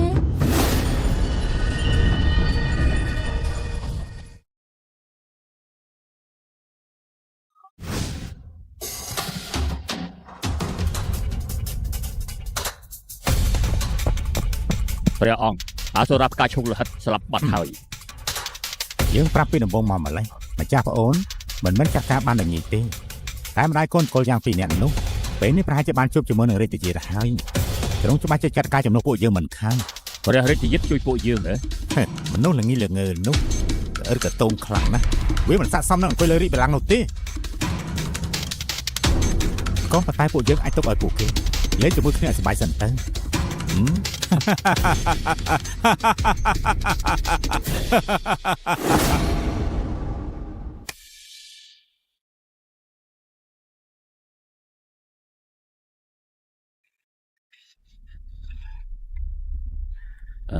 និយាយទៀតមក លេងជាទឹកចម្រាញ់9ដងគឺជាអសត្វស័ក្តិសិទ្ធឲ្យតែវាធ្លាក់ក្នុងដៃព្រះរាជបុត្រសៀវយ៉ាវព្រះអង្គសោយមានប្រកាយមកមុនវិញត្រង់នឹងសពប្រតិលើកដំណើរទ្រង់ខាងជាមុនទៅទៀតដល់ពេលនោះឋានៈរបស់ព្រះរាជទារបស់ព្រះអង្គខ្លាចតែត្រូវរង្គោលរង្គើបាត់នោះទេ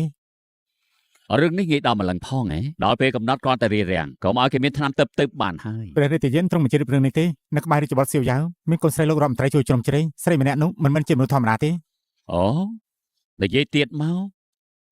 ក្រាបទូព្រះរាជទាយាស្រីឈូយាយាយថោកទាបនោះមិនខ្លាចមន្ត្រីធំហ៊ានប្រមាថដល់ថ្នាក់លើទៀតផងនាងធ្វើឲ្យសាលារដ្ឋបាលក្រុងឈិងជុងច្បុកច្បោតឯសានាងម្យ៉ាងទៀតនាងញុះញង់ឲ្យរាជបុត្រសៀវយ៉ាវចាក់ខ្លួនពួកមន្ត្រីធំពេលនេះខ្ញុំម្ចាស់នឹងកូនធ្លាក់ខ្លួនគ្មានផ្ទះសបាយនៅក្រុងឈិងជូរហូតហើយ ត្រូវហើយព្រះរាជទាស្រីម្នាក់នោះអាងមានរាជបុត្រសៀវយ៉ាវជាបង្អែកហ៊ានដកហូតតំណែងទូលបង្គំដែលជាកំពូលអ្នកប្រាជ្ញដែលព្រះអង្គតែងតាំងឲ្យនាងគ្មានការគោរពដល់ព្រះអង្គបន្តិចណាស់ឡើយមនុស្សស្រីបែបនេះគួរតែយកទៅកាត់ក្បាលចោល ត្រូវហើយ គ្រាន់តែតំណែងជាកំពូលអ្នកប្រាជ្ញតូចតាចសោះមានអីគួរឲ្យស្ដាយទៅឲ្យតែឯងព្រមជួយយើងរំដាប់បានលេងជឿទឹកនៅកំចាត់ព្រះរាជបុត្រសៀវយ៉ាវបានយើងធានាថាឯងច្បាស់ជាមានប្រាជ្ញាមួយជីវិតមិនអស់ទេ ប៉ុន្តែព្រះរាជទាក្បែរប្រកាយព្រះរាជបុត្រមានកងការពារច្រើនណាស់ទូលបង្គំត្រឹមតែជាអ្នកមានចំណេះតិចតួចខ្លាចតែ ធ្វើដំណើរទៅក្រុងអេជូរបស់អ្នកមានលូវ៉ាន់ឆឹងគេច្បាស់ជាចេញមកជួយពួកឯង របស់ដែលគេយកមកដេញថ្លៃនៅធានប៉ាថ្ងៃនេះគឺជារបស់មានតម្លៃកម្ររកបានបើមានសំណាងដេញថ្លៃបានមួយអញ្ចឹងច្បាស់ជាខ្លាចជាអ្នកមានកប់ពពោះហើយ គាត់ថាងាយដូចបាត់លោកមែនឈប់យល់សពទៅហេដំគ្នាទៅមើលខាងនោះវិញ អេលោកមើលខាងនេះ មិនស្មានថាតាមផ្លូវមានឃាតករច្រើនយ៉ាងនេះតែយើងនៅតែមកដល់តាន់ពេល អាយ៉ា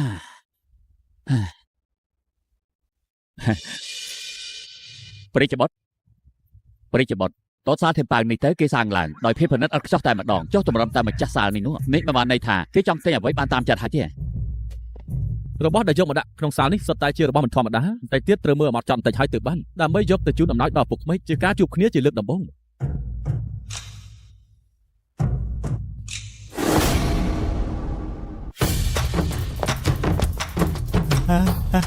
អូ មិនអត់ទេមិនអត់ទេស្អាតដល់ហើយស្អាតណាស់ កូនមើលចោ ព្រះរាជបុត្រមិនកំពុងគេមកទីនេះ អេ ហើយចំជាស្អាតដល់ហើយ ស្រីថោកទាបគ្មានគេខ្មាស់មកសងំនៅទីនេះសោះ និយាយកញ្ចាឯងនេះព្រះរាជបុត្រនៅនាងឈូទុកជីវិតឲ្យនៅមានមុខមកប្រហិនទៀតឯង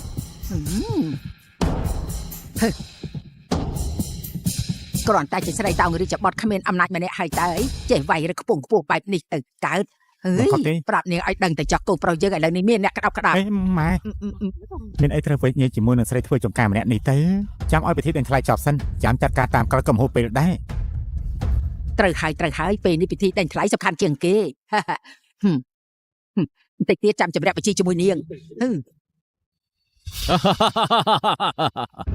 អត់ស្មានថាក្នុងសាលថ្ងៃនេះមានវត្ថុទិព្វតម្លៃថ្លៃបែបនេះសោះយើងចង់ទិញយកទាំងអស់តែម្ដង មិនក៏កើកតោម្លេះសាលដេញថ្លៃមានច្បាប់គេត្រឹមត្រូវលោកមានសិទ្ធិអីមកកាត់សក្តីវិធីដេញថ្លៃអ្នកណាឲ្យថ្លៃជាងគេដល់នោះបានបើលោកមានប្រាក់ច្រើនមែនចង់ដេញថ្លៃយកទាំងអស់ក៏គ្មានបញ្ហាដែរតែបើលោកគ្មានប្រាក់ទេកុំមកស្ដែងអី ត្រូវពួកយើងសឹកតែនៅក្នុងពិភពគុណមិនមែនកាត់មកឲ្យលោកគំរាមបានទេមកចង់មករករឿងអ្នកណាម្នាក់ខ្ញុំណែនាំឲ្យលោកចេញទៅវិញ នៅអ៊ីជូនេះសំដីលូវ៉ាន់ឆឹងយើងគឺជាច្បាប់បើអ្នកណាមិនសុខចិត្តទេអាចមកសាកល្បងជាមួយយើងបាន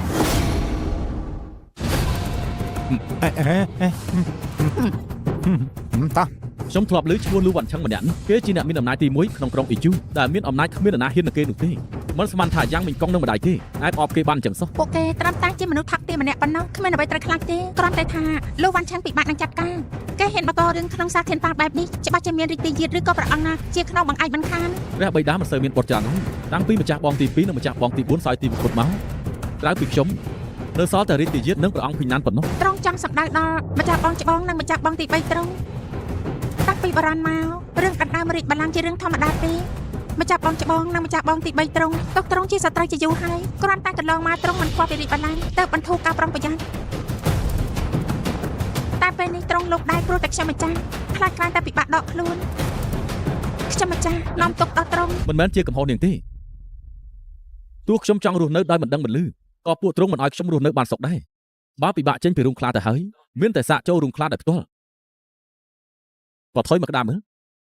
មិនមែនដើម្បីរីកបល្ល័ង្កទេអ្វីដែលធ្វើគ្រប់យ៉ាងនេះព្រោះតែការពារនាង ជឿខ្ញុំម្ចាស់ចា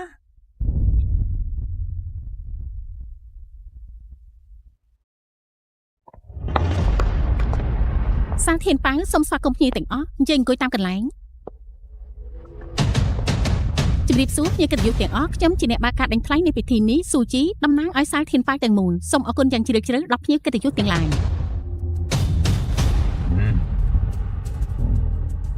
ដើម្បីកុំឲ្យខាតពេលវេលាយូរពេលនេះសូមចាប់ផ្ដើមបើកបង្ហាញវត្ថុដេញថ្លៃដំបូងគេបង្អស់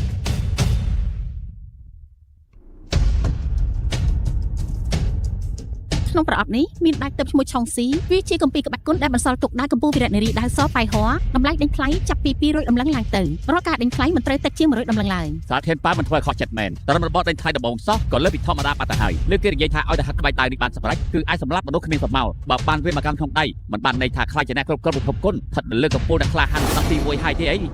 ខ្ញុំឲ្យ200តម្លឹង 300តម្លឹង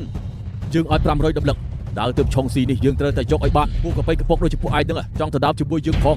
លោកម្ចាស់លូមិនទាន់ដឹងទេ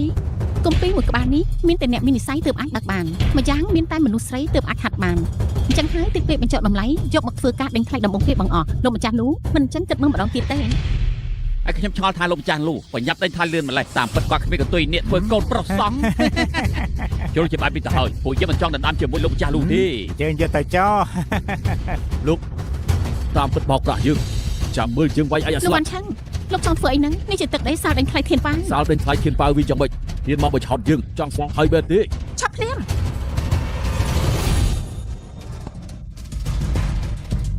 ការដែលធ្វើបាននារីទុនខ្សោយមានអីអស្ចារ្យទៅ សេរីថោកទាបឯងនេះមិនចេះស្រាប់កញ្ចក់មើលឋានៈខ្លួនឯងហ៊ានមកចាក់ដោតជាមួយសេដ្ឋីលូបែបនេះតាមខ្ញុំគិតនាងលេងចង់រស់ហើយ នៅតកូលយ៉ាងនេះជាប្រពន្ធឯងលេងដែរសម្រាប់ពុតជាស្អាតសាច់សក់ខ្ចីដល់ថ្នាក់នេះឯងដាច់ចិត្តលេងទៅកើ លោកអ្នកមានប្រកាយកំ pl ែងមែននាងត្រឹមតែជាអ្នកចំការធម្មតាម្នាក់ប៉ុណ្ណោះមិនសមនឹងប្រធានធំបែបនេះទេ តែយើងបាច់ជាចូលចិត្តស្អីធ្វើចំការធម្មតាបែបនេះទៅវិញនាងតូចទៅភូមិគ្រឹះយើងធ្វើជាប្រពន្ធទី38យើងទៅយើងធានាថានាងនឹងដេកលើកំណោមាសប្រាក់យ៉ាងម៉េចដែរទៅ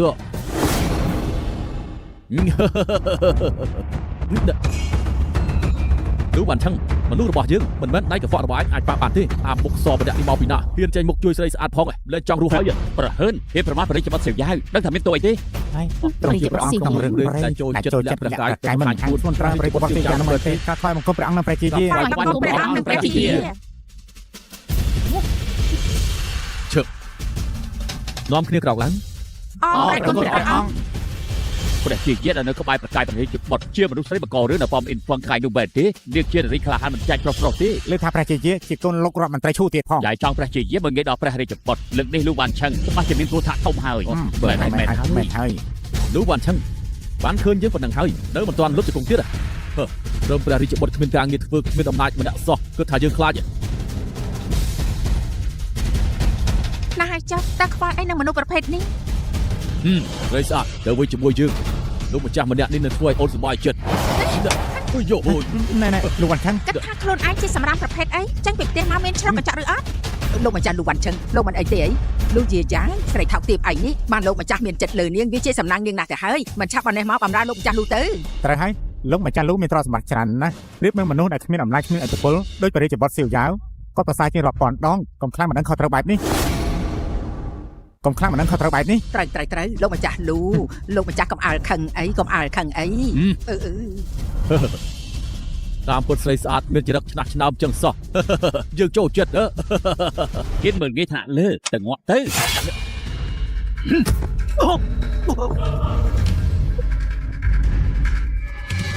ជឿហឹងដល់ថយព្រះរាជបុត្រមនុស្សក្បែរទ្រង់សិតតែគ្មានបានការ ព្រះរាជបុត្រអីទៅតែដកដាវធំក៏មិនហ៊ានបញ្ចេញផងកំពីក្បាច់ទុនដាវមួយនេះយើងនឹងយកឲ្យបាន រងបង្ហាញសមាជិកពិតហើយតែគេនៅតែប្រហើនមិនស្គាល់ទៅធំទៀតច្បាស់ជាមានក្នុងបង្អែកធំមិនខានទេប្រហែលជាគេមានល្បិចឲ្យត្រង់ចេញមុខស្ងាត់ចាំមើលសភាពការសិនទៅ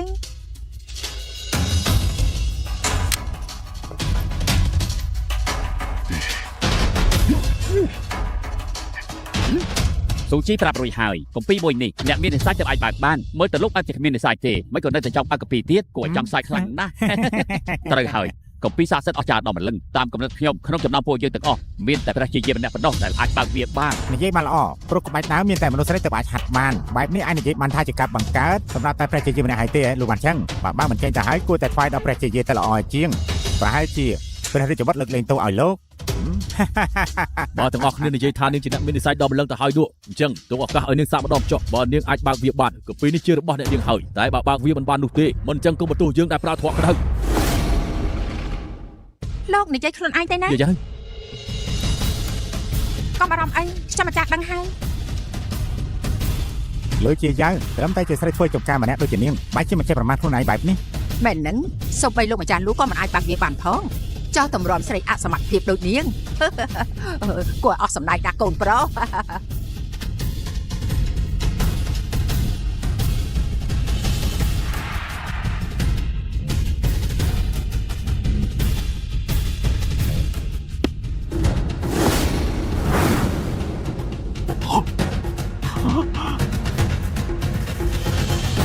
អាយ៉ា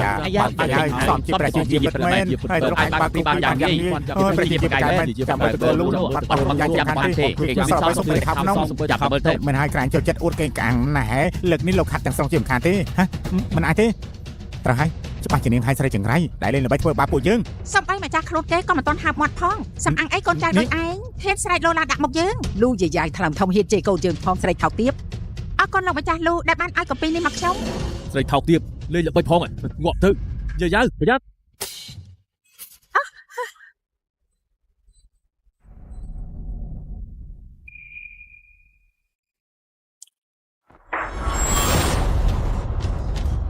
មនុស្សឈួតឯងនេះបើហ៊ានប៉ះអ្នកនឹងឈូតែបន្តិចយើងមិនទុកជីវិតឯងទេ លោកវ៉ាន់ឆឹងលោកចាំមកករឿងនៅសាលធានប៉ៅពិតមែនទេ លោកតាឈិញអ៊ីខ្ញុំយល់មុខដល់លោកតាចុះ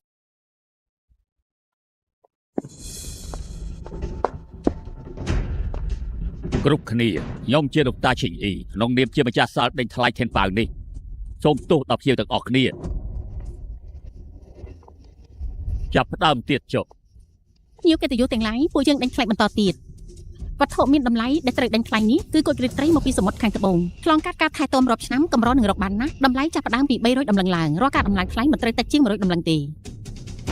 ត្រូវម៉េចភូមិគ្រឹះយើងកំពុងតែខ្វះរបស់យកទៅបំភ្លឺល្មមគុជមួយនេះឲ្យ300ដំឡឹងយើងយកភ្លាម សំជាអ្នកមានលំដាប់កពូលមែនសុបបែររបស់បំភ្លឺក្នុងផ្ទះក៏ប្រើទៅដល់គុជរីត្រីបំភ្លឺដែរមានច្រើនជាងនេះជាធ្លាប់លើកទីថាចង្កឹះក្នុងផ្ទះគាត់ក៏ធ្វើអំពីមាសសុបដែរ 300ដំឡឹងលើកទី1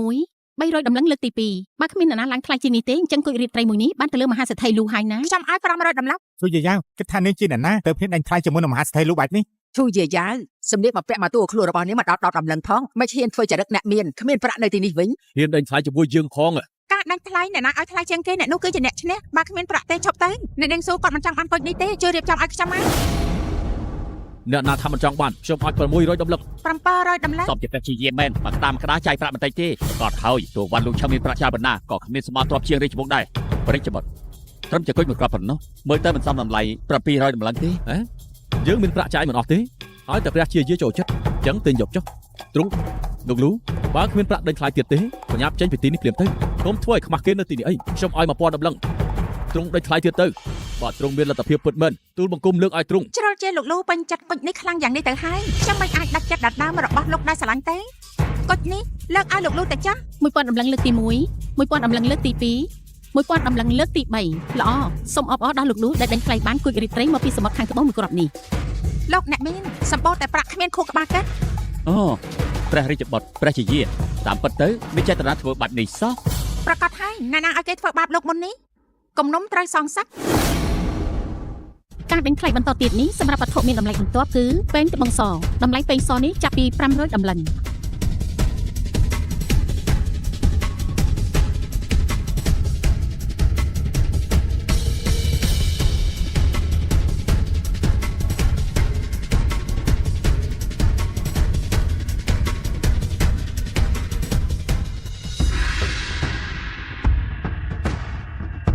របស់ល្អមកដល់ហើយ នេះជាផ្ទាំងគំនូរឆ្នៃឡើងដោយអតីតរាជគ្រូក្នុងវាំងលោកចាងធានយានដ៏ល្បីល្បាញជាវត្ថុស័ក្តិសិទ្ធិរបស់រាជវង្សានុវង្សតម្លៃចាប់ផ្ដើមពី500តម្លឹងរាល់ការដេញថ្លៃមិនអាចក្រោម100តម្លឹងឡើយ បើណ៎ មិនអាចទៅរួចទេ ជនក្បត់ចាំងធានយានម្នាក់នោះគេឈ្មោះស្អុយរលួយយកមកហើយគំនូគេសមនឹងមានតម្លៃ500តម្លឹងដែរមិនហើយទោះប្រគល់ឲ្យមិនយកប្រាក់ក៏ខ្ញុំមិនយកផង ខ្ញុំឲ្យ500តម្លឹង អ្នកនាងត្រឹមជាគំនូអត់ប្រយោជន៍ប៉ុណ្ណោះគ្មានតម្លៃទេដេញថ្លៃធ្វើទៅ យាយយ៉ាគំនូនេះ បាទខ្ញុំម្ចាស់និយាយថាវាមានអត្ថកម្បាំងពិសេសមានតម្លៃខ្លាំងត្រង់ជាទេ ខ្ញុំជឿ ជ្រុលជាគ្មានអ្នកដេញថ្លៃទេអញ្ចឹងគំនូនេះធ្លាក់លើដៃព្រះជាយាហើយ គំនូមួយនេះមានលក្ខណៈកម្បាំងអ្វីមែនទេបានជាព្រះជាយាដេញថ្លៃលឿនយ៉ាងនេះអាចមានអត្ថកម្បាំងស្អីទៅតាមកំណត់ខ្ញុំណាព្រះជាយាក៏ជាស្ត្រីទុនខ្សោយម្នាក់ដែរខ្សោយភ្នែករបស់ទ្រង់នៅមានកម្រិត ត្រូវឲ្យមនុស្សក៏ហ្វក់ក៏មើលដឹងដែរថាកំណុំនេះគ្មានប្រយោជន៍តែត្រង់ចំណាយប្រាក់ដេញថ្លៃតែទីបរិយាបុត្រច្បាស់ផ្ដល់មេរៀនឲ្យត្រង់ជាមិនខាន 500តម្លឹងលើកទី1 500តម្លឹងលើកទី2 500តម្លឹង យើងឲ្យ600តម្លឹង 700តម្លឹង ព្រះជាកុំប្រកាន់អីគ្រាន់តែកលេចមើលគំនូនេះក៏មាននិស័យដែរព្រមដេញថ្លៃជាមួយទ្រង់មកក្តារចុះ ឬមួយមនុស្សល្ងីល្ងើម្នាក់នេះដឹងពីចំណុចអត្ថកម្បាំងពិសេស យ៉ាងម៉េចនឹងកុំថាឋានៈព្រះជាយាគ្មានប្រាក់ដេញថ្លៃណា ឆាប់សិនចរិតគេល្ងើដល់ថ្នាក់នេះគ្មានថ្ងៃដឹងពីអត្ថកម្បាំងឡើយគ្រាន់តែចង់ធ្វើល្បិចតាមខ្ញុំប៉ុណ្ណោះដើម្បីជំរះបញ្ជីមុននេះចង់ល្អបែបនេះអ្នកណាមិនចង់បានខ្ញុំឲ្យ700តម្លឹង អ្នកនាង 800តម្លឹង ស៊ីអូខ្ញុំគ្មានប្រាក់ជាប់ខ្លួនមកច្រើនទេខ្ចីត្រង់សិនបានទេ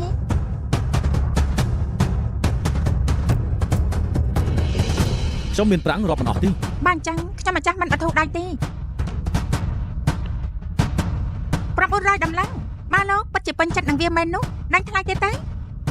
ដេញស្រីម្នាក់នេះប្រើល្បិចដាក់យើងដូចមិនទៀតទៅ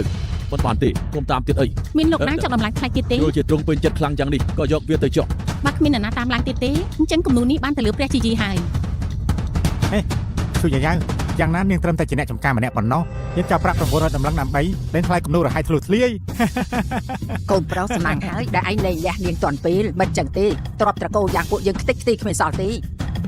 នាងត្រឹមជានារីទុនខ្សោយម្នាក់ប៉ុណ្ណោះការគិតគឺនៅមានកម្រិតទាបខ្លាំងណាស់ត្រូវហើយប្រាក់ដល់ទៅ900តម្លឹងឯណោះបើជាទៅយកគំនូររហ័យអត់ប្រយោជន៍ស្ដាយក្រាក់ណាស់ សមជាព្រះជាយាពិតមែនដេញថ្លៃបានគំនូរដល់កញ្ចាស់បែរជាទុកដូចជារបស់មានតម្លៃ អត់ប្រយោជន៍ទេថ្ងៃនេះខ្ញុំនឹងធ្វើឲ្យលោកបានភ្លឺភ្នែកម្ដងថាតើអ្វីដែលហៅថាថាសួរលើដៃពិតប្រាកដ ណែធ្វើស្អីហ្នឹងជួយយាយយ៉ាវយើងថានាងអាចឈួតហើយចេះយកទឹកចេះលើកំណត់ទៅកើត កូនប្រុសម៉ែម៉ែគិតមើលទៅនាងគ្រាន់តែសម្ដែងធ្វើរឹតជាល្អមើលប៉ុណ្ណោះកូនប្រុសថាមើលក្នុងគំនូនេះមានអត្ថកម្បាំងពិសេសអ្វីឬអត់ តាមឡើងជាគំនូអត់ប្រយោជន៍មួយសោះឥឡូវប្រែមកជាវត្ថុគ្មានតម្លៃសូម្បីតែមួយសេ ព្រះ ន រាជបុត្រសៀវយ៉ាវមើលទ្រង់ចុះកូនចៅទ្រង់សិតអត់បានការសូម្បីតែស្រីក្បែរប្រកាយទ្រង់ក៏ភ្នែកអន់ដែរចំជាគួរអាណិតដល់ហើយ បរិយាបុត្របើតាមយោបល់ទូបង្គំប្រញាប់ដេញក្បាលស្រីម្នាក់នេះចោលទៅមិនចឹងទ្រព្យសម្បត្តិទ្រង់រលាយជាមិនខានទេ ប្រហិន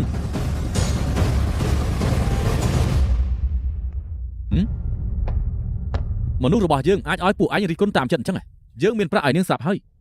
បំផ្លាញទ្រព្យសម្បត្តិយើងវាយ៉ាងម៉េច កុំបារម្ភអីខ្ញុំម្ចាស់មិនបំផ្លាញអ្វីទេគំនូនេះមានពីស្រទាប់អីនោះដែលប្រើទឹកថ្នាំពិសេសសម្រាប់បិទបាំងវាត្រូវការប្រើទឹកជំរះពីលើទៅរំលាយទឹកថ្នាំបាន យ៉ាពីសតអញ្ចឹងហ៎មិនក៏ពួកយើងមើលមិនឃើញគេថាភ្ញៀវដែលចូលរួមទីនេះសុទ្ធតែល្ងងមែនទេហ៎ បែបនេះមែនទេស្ត្រីធ្វើស្រែចម្ការសោះមកកឯងក្អាងធ្វើឯងចេះនៅទីនេះ ស្រីស្រស់ដាក់តែ900តម្លឹងតើអីព្រះរាជបុត្រចោលក៏មិនខាតដែរ បានចឹងលោកលូហ៊ានភ្នាល់ជាមួយខ្ញុំដែរទេ មិនក៏ថាមិនហ៊ានចង់ផ្ដោតពីស្អី គ្មានអ្វីថប់ដុំទេគ្រាន់តែភ្នាល់ដាក់គុជរាត្រីសមុទ្រខាងត្បូងដែលលោកទៅតែដេញថ្លៃបានមុននេះបានគំនូនេះមានបង្កប់ពីស្រទាប់មែនលោកត្រូវតែបកគលវាមកឲ្យខ្ញុំ ចង់បើវាមិនមែនជាការពិត បានចឹងខ្ញុំព្រមឲ្យលោកចាត់ការរៀនកាច់ខ្ញុំតាមចិត្ត ព្រះរាជបុត្រព្រះជាយានិយាយខ្លួនឯងទេពេលវេលាមកដល់កុំកន្លះសម្ដីអសោះកើតមកជាប្រុសច្រើនឆ្នាំនេះធ្លាប់លេងស្រីច្រើនរាប់មិនអស់តែស្រីដូចជាព្រះជាយាមិនទាន់បានសាកទេ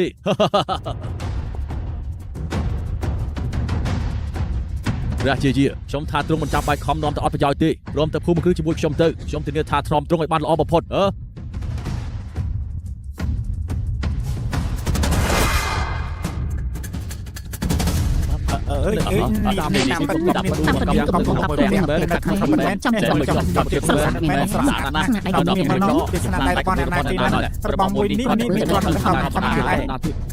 ពិតជាល្អខ្លាំងណាស់ទេ ពិតជាអស្ចារ្យណាស់ កូនប្រុសនេះជាគំនូរស្អីមានតម្លៃឬអត់ហ្នឹង នេះជាគំនូររបស់លោកគ្រូសឺតើគំនូរល្បីក្នុងសម័យបុរាណគំនូរគាត់សតតែទួយអាចថាកាត់ថ្លៃមិនបាន លើកគេនិយាយថាអូសឺតាម្នាក់នេះបកកាយខាគូរូបឋានសួគ៌ខ្លាំងបំផុតរូបរាងឋានសួគ៌ដែលឆ្នៃឡើងក្នុងគំនូរនេះមានភាពរស់រវើកដោយរបស់ពិតពិតល្អឥតខ្ចោះមានកន្លែងណាទាស់សុំឲ្យតាមទេ ព្រះជាយាខ្ញុំព្រមចំណាយ 2000 ដំឡឹងសុំទិញគំនូរនេះវិញ ខ្ញុំព្រមឲ្យ 5000 ដំឡឹងសង្ឃឹមថាព្រះជាយាពេញចិត្តទៅចុះ ខ្ញុំឲ្យ 8000 ដំឡឹង គំនូរនេះមិនលក់ទេ អត់នេះដែរ ខ្ញុំចង់ទុកវាជូនលោកពុកក្មេកក្នុងការជួបគ្នាដំបូង លោកចំពោះកុចរាត្រីនោះ ស្រីថោកទៀបនាងហ៊ានលេងតែបិទជាមួយជើងផងហើយចង់បានគុយរាត្រីមែនទេកុំយល់សពទូវ៉ាន់ឆឹងបើមានចេតនាកន្លះសម្ដីនោះយើងមិនប្រកាន់នឹងទៅយកវាខ្លួនឯងទេយើងទុកឱកាសឲ្យក្អេងអាំងមកពេលទៀតសិនចុះ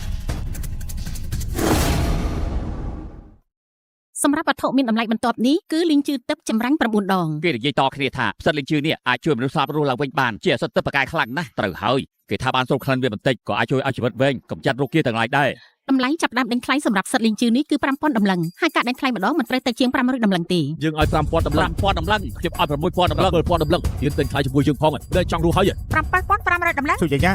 សត្វលេងជឿជាវត្ថុស័ក្តិសិទ្ធិមានឥទ្ធិពលខ្លាំងណាស់ត្រូវធ្វើចំការដូចជានាងខ្ញុំអត់ដឹងថ្លៃធ្វើស្អីដែរឬមួយនាងចង់យកវាទៅដាំនៅចំការរបស់នាងហ៎ កូនប្រុសស្រីចង្រៃនេះច្បាស់ជាបានដឹងហើយថាផ្សិតលីងជឺមានតម្លៃថ្លៃមហាសាលនាងប្រហែលជាចង់យកទៅដាំនៅចំការនាងហើយដើម្បីចំណេញច្រើនហ្នឹង យើងឲ្យ 8000 ដំឡឹង ខ្ញុំឲ្យ 8500 ដំឡឹង ស្រីថោកទៀបឯងនេះចង់ធ្វើសត្រូវស៊ីសាច់ហត់ឈាមជាមួយយើងផងហើយ ការដេញថ្លៃអ្នកណាដេញច្រើនបានអ្នកនោះបើលោកពេញចិត្តក៏ដេញបន្តទៀតទៅឬក៏លោកអស់ប្រាក់ដេញថ្លៃហើយ បើគុំតែស្រីថោកទៀបនាងលួចប្រើល្បិចជាមួយយើងចានដងចានសាម្លោះយើងមិនខ្វះប្រាក់នោះទេ អត់គ្មានប្រាក់ទេឈប់ក្អេងទៅថយចេញពីទីនេះចាស់ សូមអបអរព្រះជាយាដែលដេញថ្លៃបានសិតលីងជឺ សៀហឹង ចង់មកដណ្ដើមរបស់នៅមាត់លូវ៉ាន់ឆឹងយើងផងហើយមិនមែនជារឿងងាយទេគួយសៀវសម្រាប់ពួកវាចោលអស់ទៅគួយសៀវសម្រាប់ពួកវាចោលអស់ទៅ ហើយមិនស្មានថាអ្នកខ្លះនៅកំពូលលំដាប់ទី4នាទីនេះសោះពាក្យចចាមអារាមថាបណ្ដាក់នេះសម្រាប់មនុស្សមួយភូមិហើយភូមិនឹងខ្លាចជាភូមិខ្មោចហើយឈ្មោះគេល្បីពីពេលនោះមក អ្នកណាមិនចង់ស្លាប់ចេញពីទីនេះទៅ ទៅ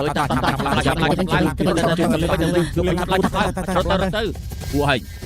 ឆាបបកុលរបស់មានតម្លៃមកធ្វើបែបនេះយើងអាចយកយល់ទុកសពពួកឯងបាទលោកជាហឹងថយចេញទៅឯងមិនមែនជាគូប្រកួតគេទេចង់បានរបស់អញ្ចឹងចាំមើលលោកមានសមត្ថភាពយកអត់ជ្រុលជាចង់ស្លាប់ដល់ម្លឹងទៅហើយនោះអញ្ចឹងយើងជួយបំពេញបំណងនាងចុះ ឈូយាយាស្រីថោកទៀបអញនេះកាលនៅប៉មអ៊ីនហ្វឹងមិនបោកប្រាស់អ្នកដតីបានសម្រេចលើកនេះយើងនឹងដឹងថានាងស្លាប់របៀបណា សុយាយានាងគិតថាមកសង្ងំក្រៅក្នុងម្នាក់នេះអាចរស់នៅបានសុខស្រួលមែនទេហ៎យុទ្ធសាស្ត្រក្បាច់គុនគួយសៀវបកាយណាស់ចង់ដឹងថាប្រសាទដូចជាគេមានសមត្ថភាពតតាំងជាមួយគាត់បានទេហ៎ លូវ៉ាន់ឆឹងឯងមានបំណងបង្ហូរឈាមក្នុងសាលយើងមែនទេ បើមែនវាយ៉ាងម៉េចតាកាចាស់ជិតងាប់ទៅហើយយើងទ្រាំនឹងឯងយូរមកហើយរបួសចាស់មិនទាន់ជាចង់លូកដៃចូលរឿងអ្នកដទៃគួយសៀវសម្រាប់គេមុនទៅ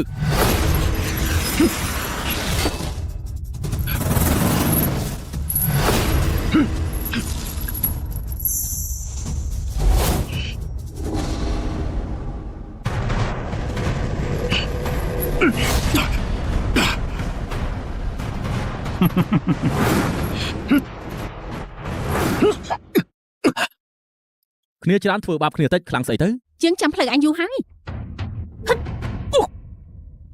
សេអូ គូយន់ក្បាច់កណ្ដាប់ដៃយើងយ៉ាងមិនដែរ នាងមិនមែនស៊ូជីទេច្បាស់ជាមិនមែនហើយស្រីគ្មានបានកម្មម្នាក់នោះត្រូវយើងសម្រាប់ចោលយូរហើយ នាង កុំដល់ពួកឯងលេងយើងក៏គ្មានខាតស្អីដែរព្រះរាជបុត្រទី5ពេលនេះទ្រង់ត្រូវកណ្ដាប់ដៃទើបហើយកម្លាំងធាតុទ្រង់នឹងរលីគ្មានសល់ដឹងខ្លួនប្រញាប់ចុះចាញ់ភ្លាមទៅក្រៃលោយើងយកយល់ទុកសាកសពទាំងមូលឲ្យទ្រង់ឃើញមកធ្វើគុតយើងផងបើខ្លាំងណាស់ចូលមកជិតស្លាប់ហើយនៅសម្ដីឆ្លោះទៀតព្រះជាយាមិនអញ្ចឹងរកុលខ្លួនទ្រង់ឲ្យមកខ្ញុំមកខ្ញុំព្រមទុកជីវិតឲ្យព្រះរាជបុត្រគិតយ៉ាងម៉េច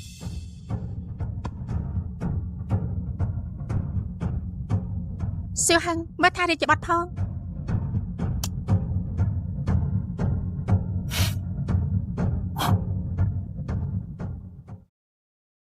លោកវ៉ាន់ឆឹងបាននៅតែមិនលុតជង្គង់សពតោទៀតយើងនឹងកំទេចសាកសពលោកឲ្យទេ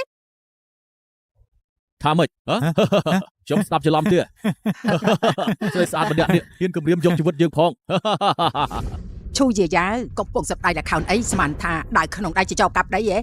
នាងចេះក្បាច់គុណមែនទេ គួយសៀវនិងបិសាចមុខ1200នាក់នេះសុទ្ធតែជាកពូលអ្នកក្លាហានក្នុងតារាងលំដាប់10ថ្ងៃនេះនាងស្លាប់គ្មានដីកប់ទេ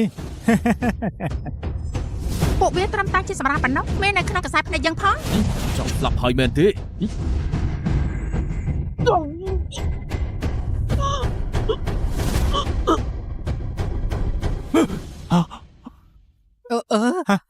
ម៉ែ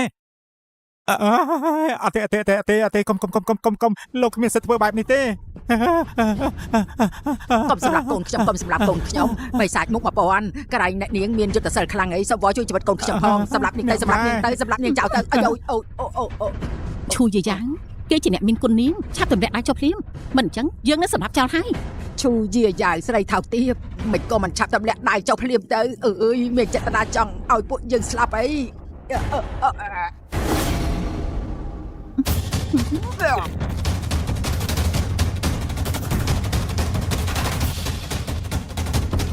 យ៉ាម៉ែ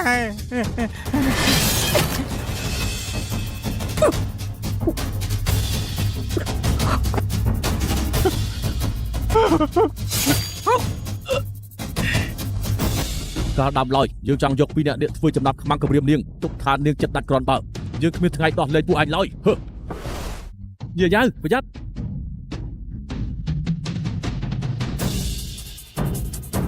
លោកវ៉ាន់ឆឹងម្នាក់នេះមានគេខ្មាស់មែនព្រះចបុត្រ ផែនការរបស់លោកវ៉ាន់ឆឹងបរាជ័យហើយអ្នកនៅក្រៅរឿងនេះមិនព្រមងាយៗឡើយខ្លាចតែពិបាកមិនងាយដូចមុនទេ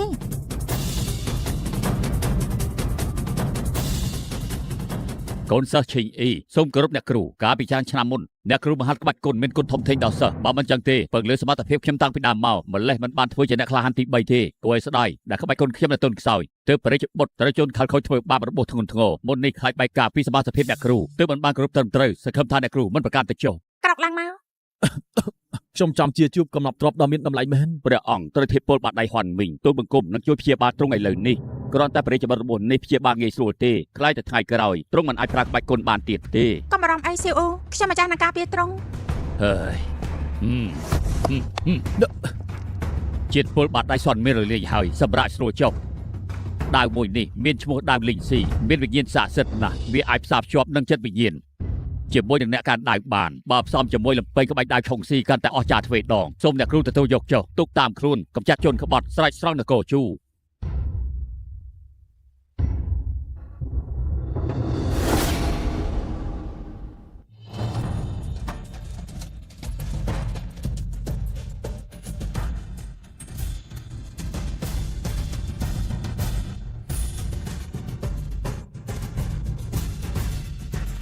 គ្រាន់តែមើលដាវក៏អូនសប្បាយចិត្តដល់ម្លឹង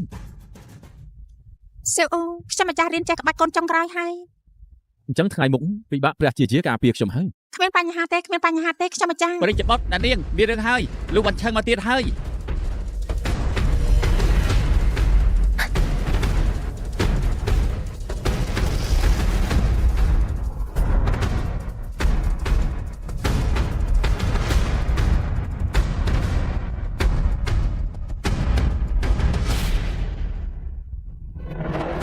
លោកវ៉ាន់ឆឹងលោកបាត់មកពួកយើងមិនបានមែនទេទៅខំជន់អំណាចមកដល់ទីនេះ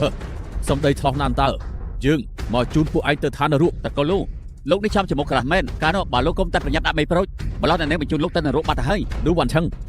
ប៉ុនប៉ងធ្វើឃាតព្រះអង្គមានទោសស្លាប់ក្នុងបងឯងលោកជាណាទោសស្លាប់ហ៎បើខ្ញុំសម្លាប់ទ្រង់បានវានឹងខ្លាចជាកិត្តិយសដ៏ធំធេងទៅវិញទេ សៀវហឹងដកថយសិនទៅមើលថាស៊ីអូឲ្យល្អផង បាទ លោកវ៉ាន់ឆឹងលើកមុនខ្ញុំខំទុកជីវិតឲ្យលោកមិនស្មានថាលោកមិនចេះដឹងគុណបានជាមករកស្លាប់ខ្លួនឯងបែបនេះសោះល្អអញ្ចឹងខ្ញុំបំពេញបំណងលោកចាស់ ចូលទៅ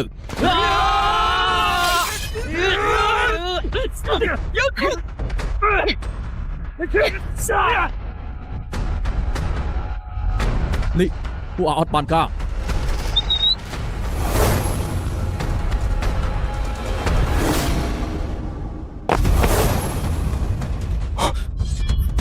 មិនតបយិននឹងយ៉ាងជាអ្នកក្លាហានទី6និងទី5ឬថាពួកគេจะបងប្អូនមកកាត់គ្នាឲ្យតែពួកគេរំដៃគ្នាគឺស្មើនឹងកំពូលអ្នកក្លាហានក្បាច់គុណលំដាប់ទី3 យាយរត់ទៅពួកគេរួមកម្លាំងគ្នាប្រកែកណា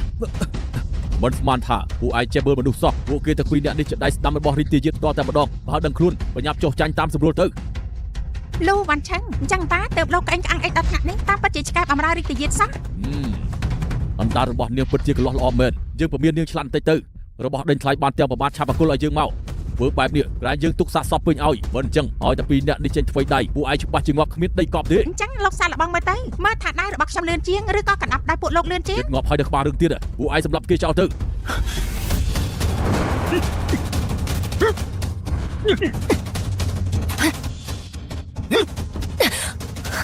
ពួកគេមានឯរន្ទះជើងពួកគេណាសុំមិនតែដៃក៏មិនខ្លាចដែរ ពួកគេពីរអ្នកនេះមានក្បាលដៃកាប់បន្មុតដូចកញ្ឆេះនាងអត់ចុះចាញ់ទៅល្អជាងយាយប្រយ័ត្ន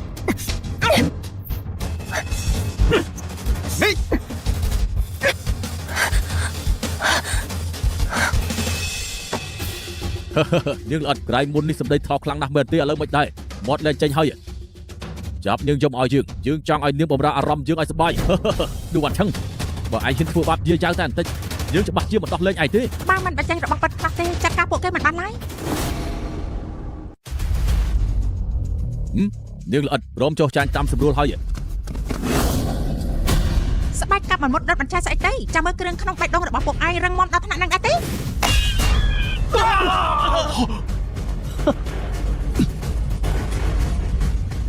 នេះតកូនលូពេលនេះដឹងហើយថាពួកយើងខ្លាំងហើយមែនទេ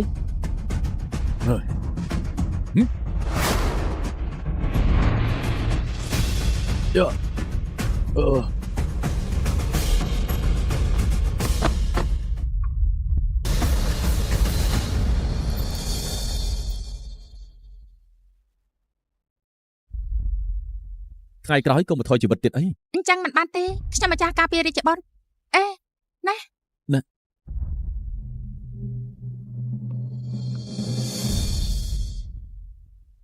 សើហឹងបាក់យាយចេត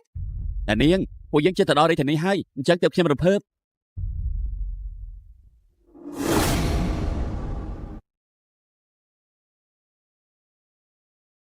លោក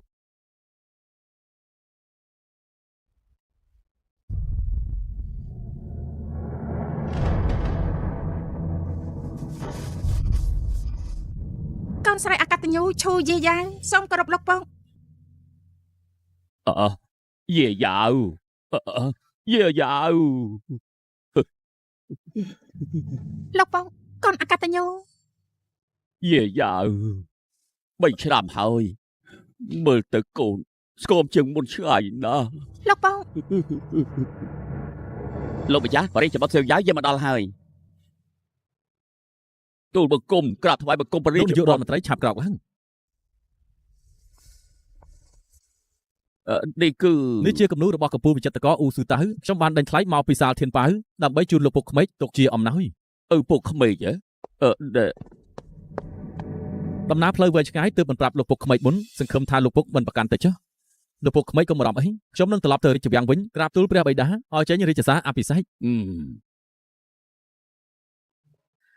ល្អណាស់ បើអញ្ចឹងកូនប្រសាម្នាក់នេះសូមគោរពលាសិនហើយ ល្អ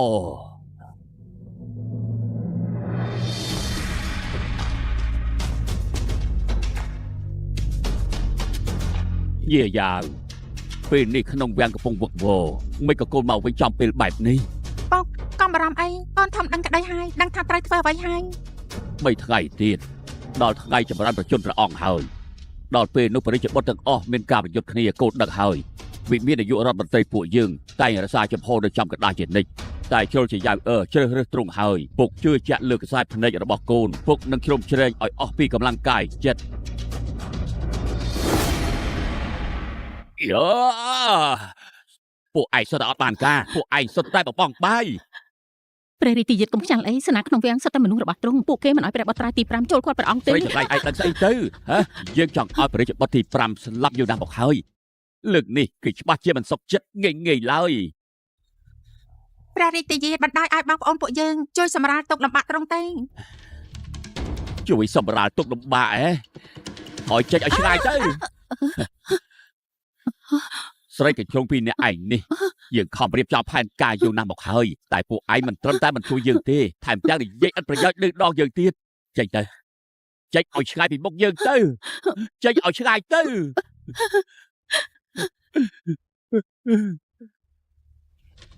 គ្មានអ្នកណាជួយយើងទេតែម្នាក់ក៏មិនជួយយើងដែរ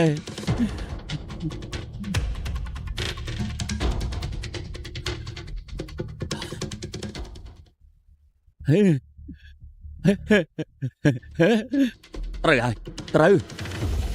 នៅវគ្គទី3នៅវគ្គទី3ទៅរកទី3ទៅរកទី3សិនព្រះអនុជទី3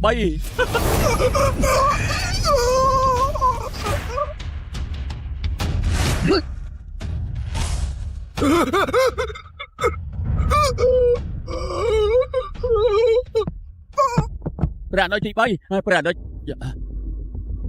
អនុជទី3ឯងកំពុងប្រើមន្តអាគមអីហ្នឹងឈប់ប្រើវាទៀតទៅពេលនេះវារឿងធំហើយអូក្រាបថ្វាយបង្គំរាជទាយានអើយប្អូនទី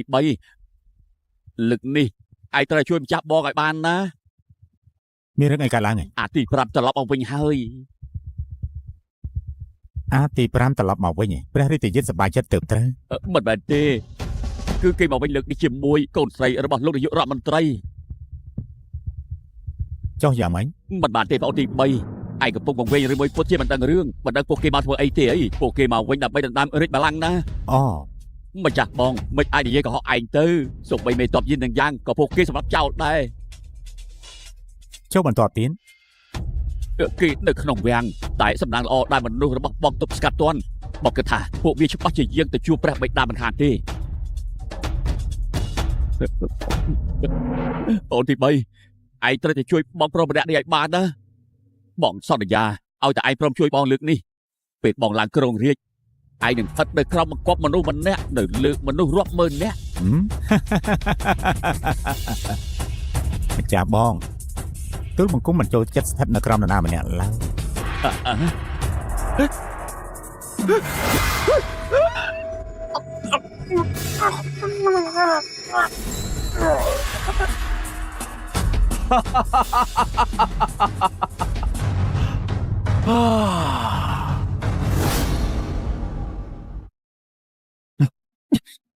ើយបង្គំរាជបុត្រក៏ហ៊ានខត់ដែរពួកលោកអីក៏ឋានធំម្ល៉េះថ្ងៃនេះព្រះអង្គមានអារម្មណ៍មិនស្រួលជួបផ្ទុំបាត់ហើយបើរាជបុត្រមានកិច្ចការអីចាំត្រឡប់មកស្អែកនេះចុះឋានធំមែន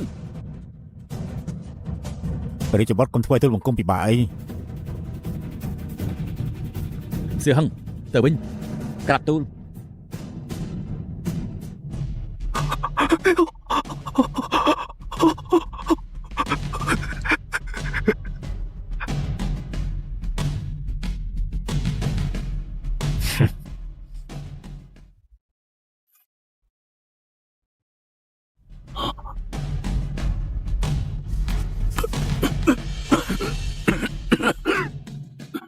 អាទី3ឯងចង់ធ្វើស្អីនឹងបេដាត្រង់នៅមិនតាន់យល់ទៀតឯងត្រង់ក្រុងរាជបល្ល័ង្កយូរពេកហើយដល់វិញបដូរម្ចាស់ថ្មីហើយកូនដេរិឆានចុះប្លន់រាជបល្ល័ង្ករបស់យើងត្រង់បែបមិនតាន់ដឹងទេម្ចាស់បង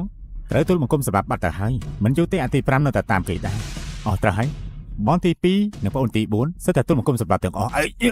អញ្ចឹងពេលដែលត្រង់ចុះនៅរត់ច្បាស់ជាមិនអាចកោតទេអើយមានមកតាខកខើហ៊ានសម្រាប់បិតានិងបងប្អូនមកកើតខ្លួនឯងពួកមន្ត្រីមិនបំរើឯងទេ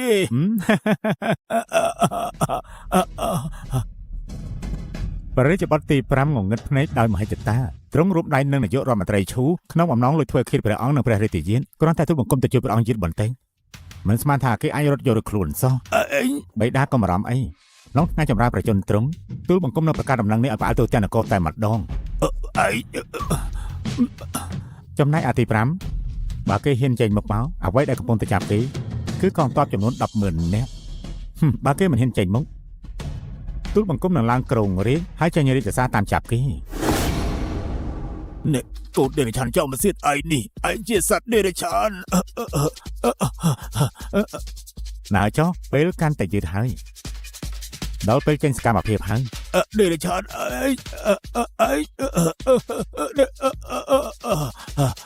ព្រះអង្គព្រះរាជបុត្រព្រះអង្គយ៉ាងណាព្រះអង្គជាស្រេចខណ្ឌដីមួយព្រះអង្គដែរបើទ្រង់សោយទីវង្គតវាទៅប៉ះពាល់ដល់កិត្តិយសជាតិបើមិនអញ្ចឹងប្រាថ្នាវិញទៅ លោក ថ្នាំពឹសមួយនេះឈ្មោះថាថ្នាំដកបលឹងឲ្យតែបានសោយភ្លាមសោយទីវង្គតភ្លាម វួយសិនតើយើងមិនដែលធ្វើអាក្រក់ដាក់លោកបន្តិចទេមិនក៏ឲ្យរួមដៃជាមួយកូនរាជឆាននេះបពុលយើងទៅវិញ ព្រះអង្គកុំប្រកាន់ទោសអូនដំណើរទូលបង្គំអីទូលបង្គំបម្រើព្រះអង្គក្នុងវាំងអស់ពេលរាប់សិបឆ្នាំដើម្បីបានតំណែងនិងបុណ្យស័ក្តិបណ្ដោះទូលបង្គំមិនចង់ទៅជាមួយព្រះអង្គឡើយគឺទៅឋាននរកទេ ភ័យអ្នកបំរើរបស់កូនដូចជាឯងនេះចោលមកសៀ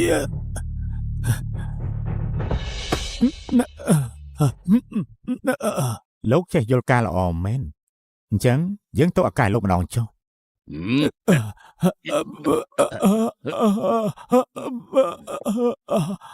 ព្រះអង្គទូលបង្គំធ្វើបែបនេះដើម្បីទ្រង់បណ្ដោះទោះត្រូវសោយទីវង្គតក៏បាននៅសាសពពេញលេញមិនល្អទេអី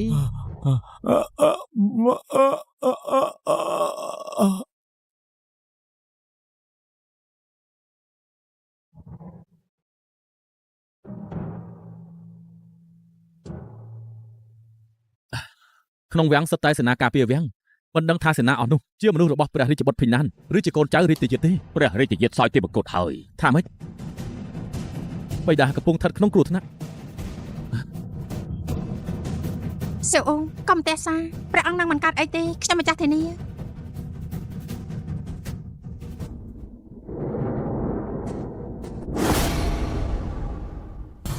ក្រោយពិធីចម្រើនប្រជជនធ្វើនៅវាំងចៅហីមិនក៏មកវាំងឆឹងនេះវិញអ្នកណាតែដឹងរឿងហ្នឹង ព្រះបិតាព្រះបិតា ព្រះរាជបុត្រ ព្រះបិតាមិនអាចយើងមកទីនេះបានទៀតឡើយ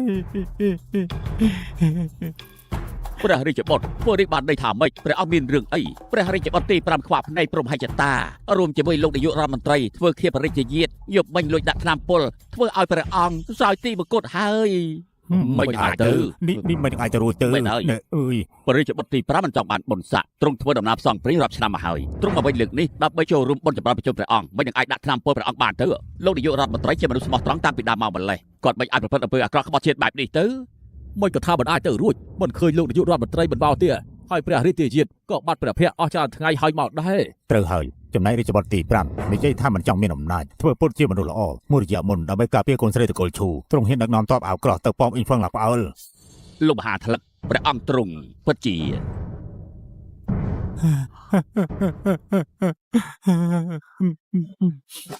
ព្រះសពរបស់ព្រះអង្គកំពុងតម្កល់ទុកនៅក្នុងរាជដំណាក់នៅឡើយទេបើពួកលោកមិនអស់ចិត្តចូលទៅមើលផ្ទាល់ភ្នែកទៅដឹងហើយ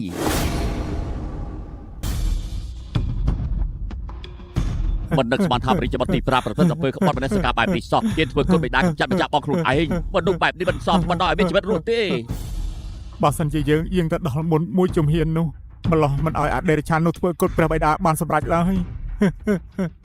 ព្រះរាជបុត្រនេះជារាជសារព្រះអង្គដែលទ្រង់បានបន្សល់ទុកសូមព្រះរាជបុត្រទូលក្រាបទូល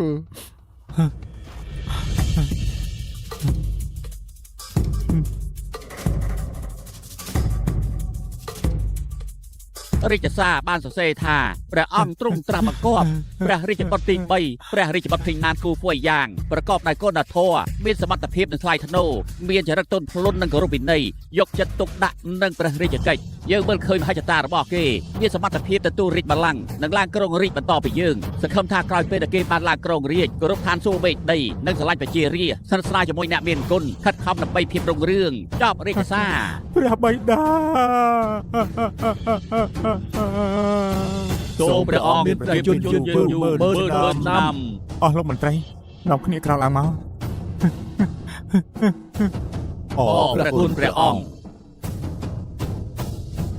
មនុស្សដែលសម្លាប់បៃតានិងបងខ្លួនឯងមិនសមឡើងក្រុងរាជទេ គូយន់ទ្រង់ធ្វើខៀតបិតានឹងបងប្អូនខ្លួនឯងនៅមានមុខមកទៀតគូយន់បើទ្រង់នៅមានមនសិការនោះគួរតែយកដៃមកអាកខ្លួនឯងមុខប្រសិទ្ធព្រះអង្គទៅ ពួកមន្ត្រីខ្វាក់ភ្នែកដែលលួចធ្វើឃាតព្រះបៃតានិងរាជបុត្រគឺគូហ្វួយយ៉ាង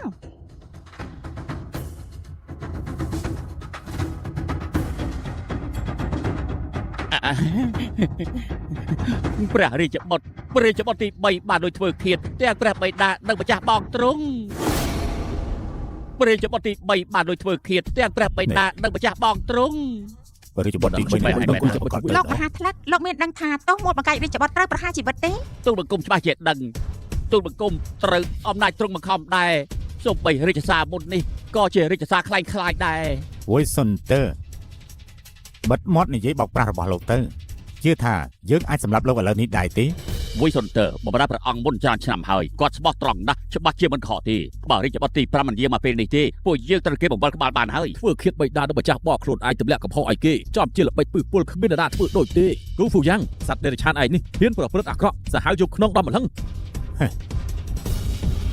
ជ្រុលជាពួកឯងដឹងអស់ហើយអញ្ចឹងយើងមិនមែនទេព្រះអង្គយើងមិនបាច់សម្ដែងល្ខោនអីទៀតទេស៊ីណាណែទៅចាប់ពួកវាឲ្យអស់ទៅ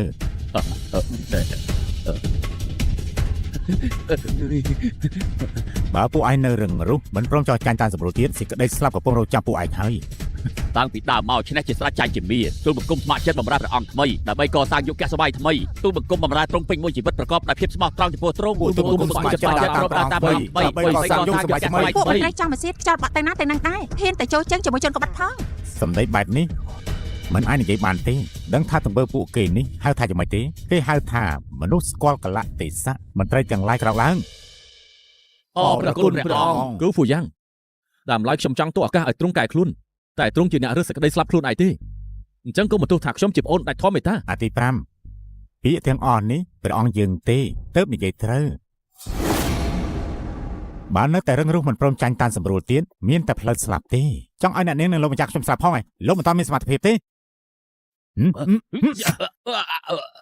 ពួកឯងចូលមកទីនេះបានយ៉ាងម៉េចចុះកងទ័ពរាប់ម៉ឺនយើងនៅឯណា រាជបុត្រទី3ទ្រង់គិតថាទ័ព 100000 នាក់នោះស្មោះត្រង់ចំពោះទ្រង់មែនទេប្រាប់ទ្រង់ឲ្យដឹងចុះពួកគេស្មោះត្រង់ចំពោះទឹកដីនគរជួមួយគត់នាយករដ្ឋមន្ត្រីដោយទូលបង្គំចេញមុខបញ្យល់ហេតុផលតែបន្តិចពួកគេចេះពិចារណាបាត់ទៅហើយ ពួកនគរតូចៗដែលទ្រង់ញុះញង់នោះក៏ត្រូវបានទ័ពអាក្រក់សុនជាវាកំទេចអស់ដែរ ស្ដេចមិនពឹងលើអ្នកដទៃឡើយយើងពឹងលើខ្លួនឯងតែប៉ុណ្ណោះ ឲ្យពួកយើងសម្រុកចូលទៅ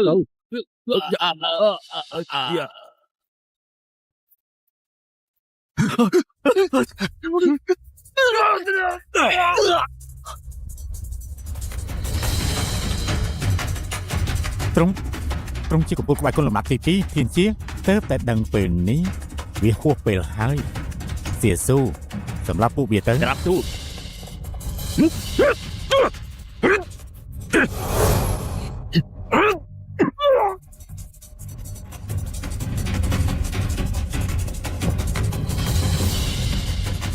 ពួកក៏យ៉ាងកាត់ថាគ្មានអ្នកណាអាចបង្ក្រាបត្រង់បានតែពិតមែនទេ យើងលាក់ខ្លួនហ្វឹកហាត់ក្បាច់គុណរាប់ឆ្នាំក្រៅពីកម្ពុជាអ្នកគុណបាត់ខ្លួនច្រើនឆ្នាំជាកម្ពុជាអ្នកក្បាច់គុណទី1នៃតារាងអ្នកក្លាហានដែលមាននាមថាកម្ពុជាដៅទៅគ្មានឈ្មោះនោះមានតែកញ្ចាស់ឈើអ៊ីតែប៉ុណ្ណោះដែលអាចគំរាមកំហែងដល់យើងបានខ្លះតែថាយើងរៀបផែនការសម្រាប់គេយូរណាស់ហើយនិយាយទៅមើលយើងមានអ្វីត្រូវខ្លាចទៅ មែនទេអញ្ចឹងថ្ងៃនេះយើងនឹងធ្វើឲ្យត្រង់ភ្លឺភ្នែកតែម្ដងថាមានភ្នំមួយខ្ពស់និងមានភ្នំខ្ពស់ជាងទៀតមានន័យថាម៉េច តែអ្នកនាងគិតថាខ្លួនឯងមិនត្រឹមតែជាស្ត្រីដែលមានចំណេះដឹងខ្ពស់ជាងគេក្នុងលោកហើយថែមទាំងគិតថាខ្លួនឯងជាកម្ពូលអ្នកគុណលំដាប់ទី1នៃតារាអ្នកក្លាហានកម្ពូលក្បាច់គុណដើរគ្មានឈ្មោះនោះណា អបអរសាទរអញទីត្រូវហើយយើងនឹងបញ្ជូនអញឲ្យតែស្លាប់ យើងនឹងជួយនាងទៅនរកឥឡូវនេះ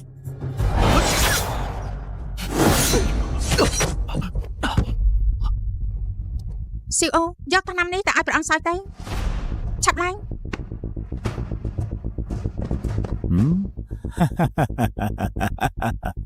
ចំជាមានសមត្ថភាពមែនតែវាបានត្រឹមតែប៉ុណ្្នឹងទេ មែនទេអញ្ចឹងក្បាច់នេះយ៉ាងម៉េចដែរ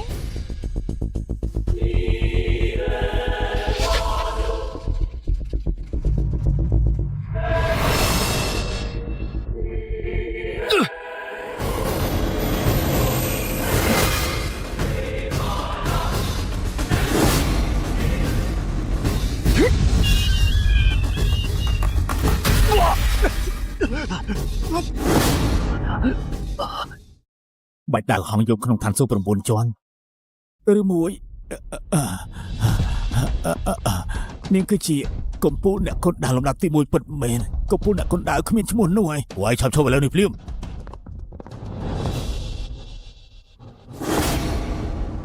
ពួកឯងឆាប់ឈប់ឥឡូវនេះភ្លាម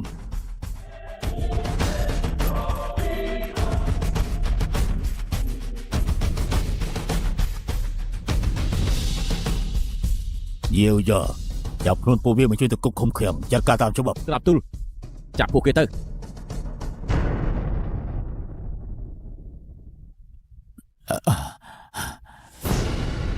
គូនកតញ្ញូឯងនេះហ៊ានធ្វើឃាតសម្លាប់យើងជឿបិតាបង្ការរបស់ឯងបែរជាធ្វើទៅកើតទ្រង់មិនតស្លាប់ទេ ព្រោះតែពួកយើងបានដឹងរឿងគ្រប់យ៉ាងតាំងពីដំបូង ប្រមាណថ្ងៃនេះរាជបុត្រភីណាននឹងចេញធ្វើគុតព្រះអង្គថាអ្វីដើម្បីព្រះអង្គទោះត្រូវលោកជ្រុះដើរលើភ្លើងក៏ខ្ញុំព្រមមិនស្ដាយក្រោយទេ វាមានឈ្មោះថាថ្នាំពឹសលាចាក់លោកឲ្យតែលេបចូលទៅបាត់បង់ស្មារតីដោយមនុស្សស្លាប់គ្រាន់តែលេបថ្នាំអសា5ថ្ងៃអាចរស់ឡើងវិញធម្មតាហើយ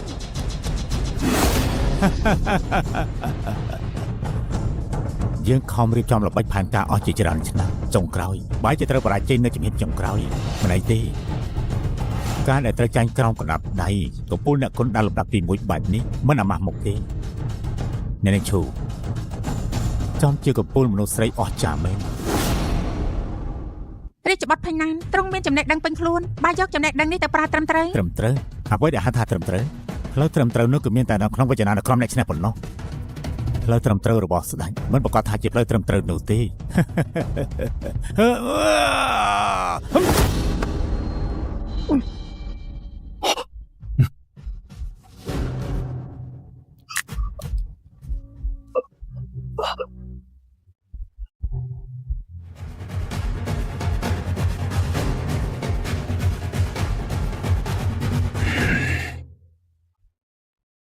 ព្រះអង្គ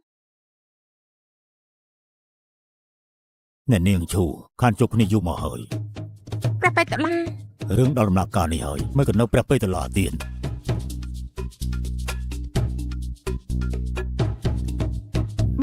បៃតា ហើយបែបនេះទៅត្រឹមត្រូវល្អ រៀបចំព្រះរាជសារ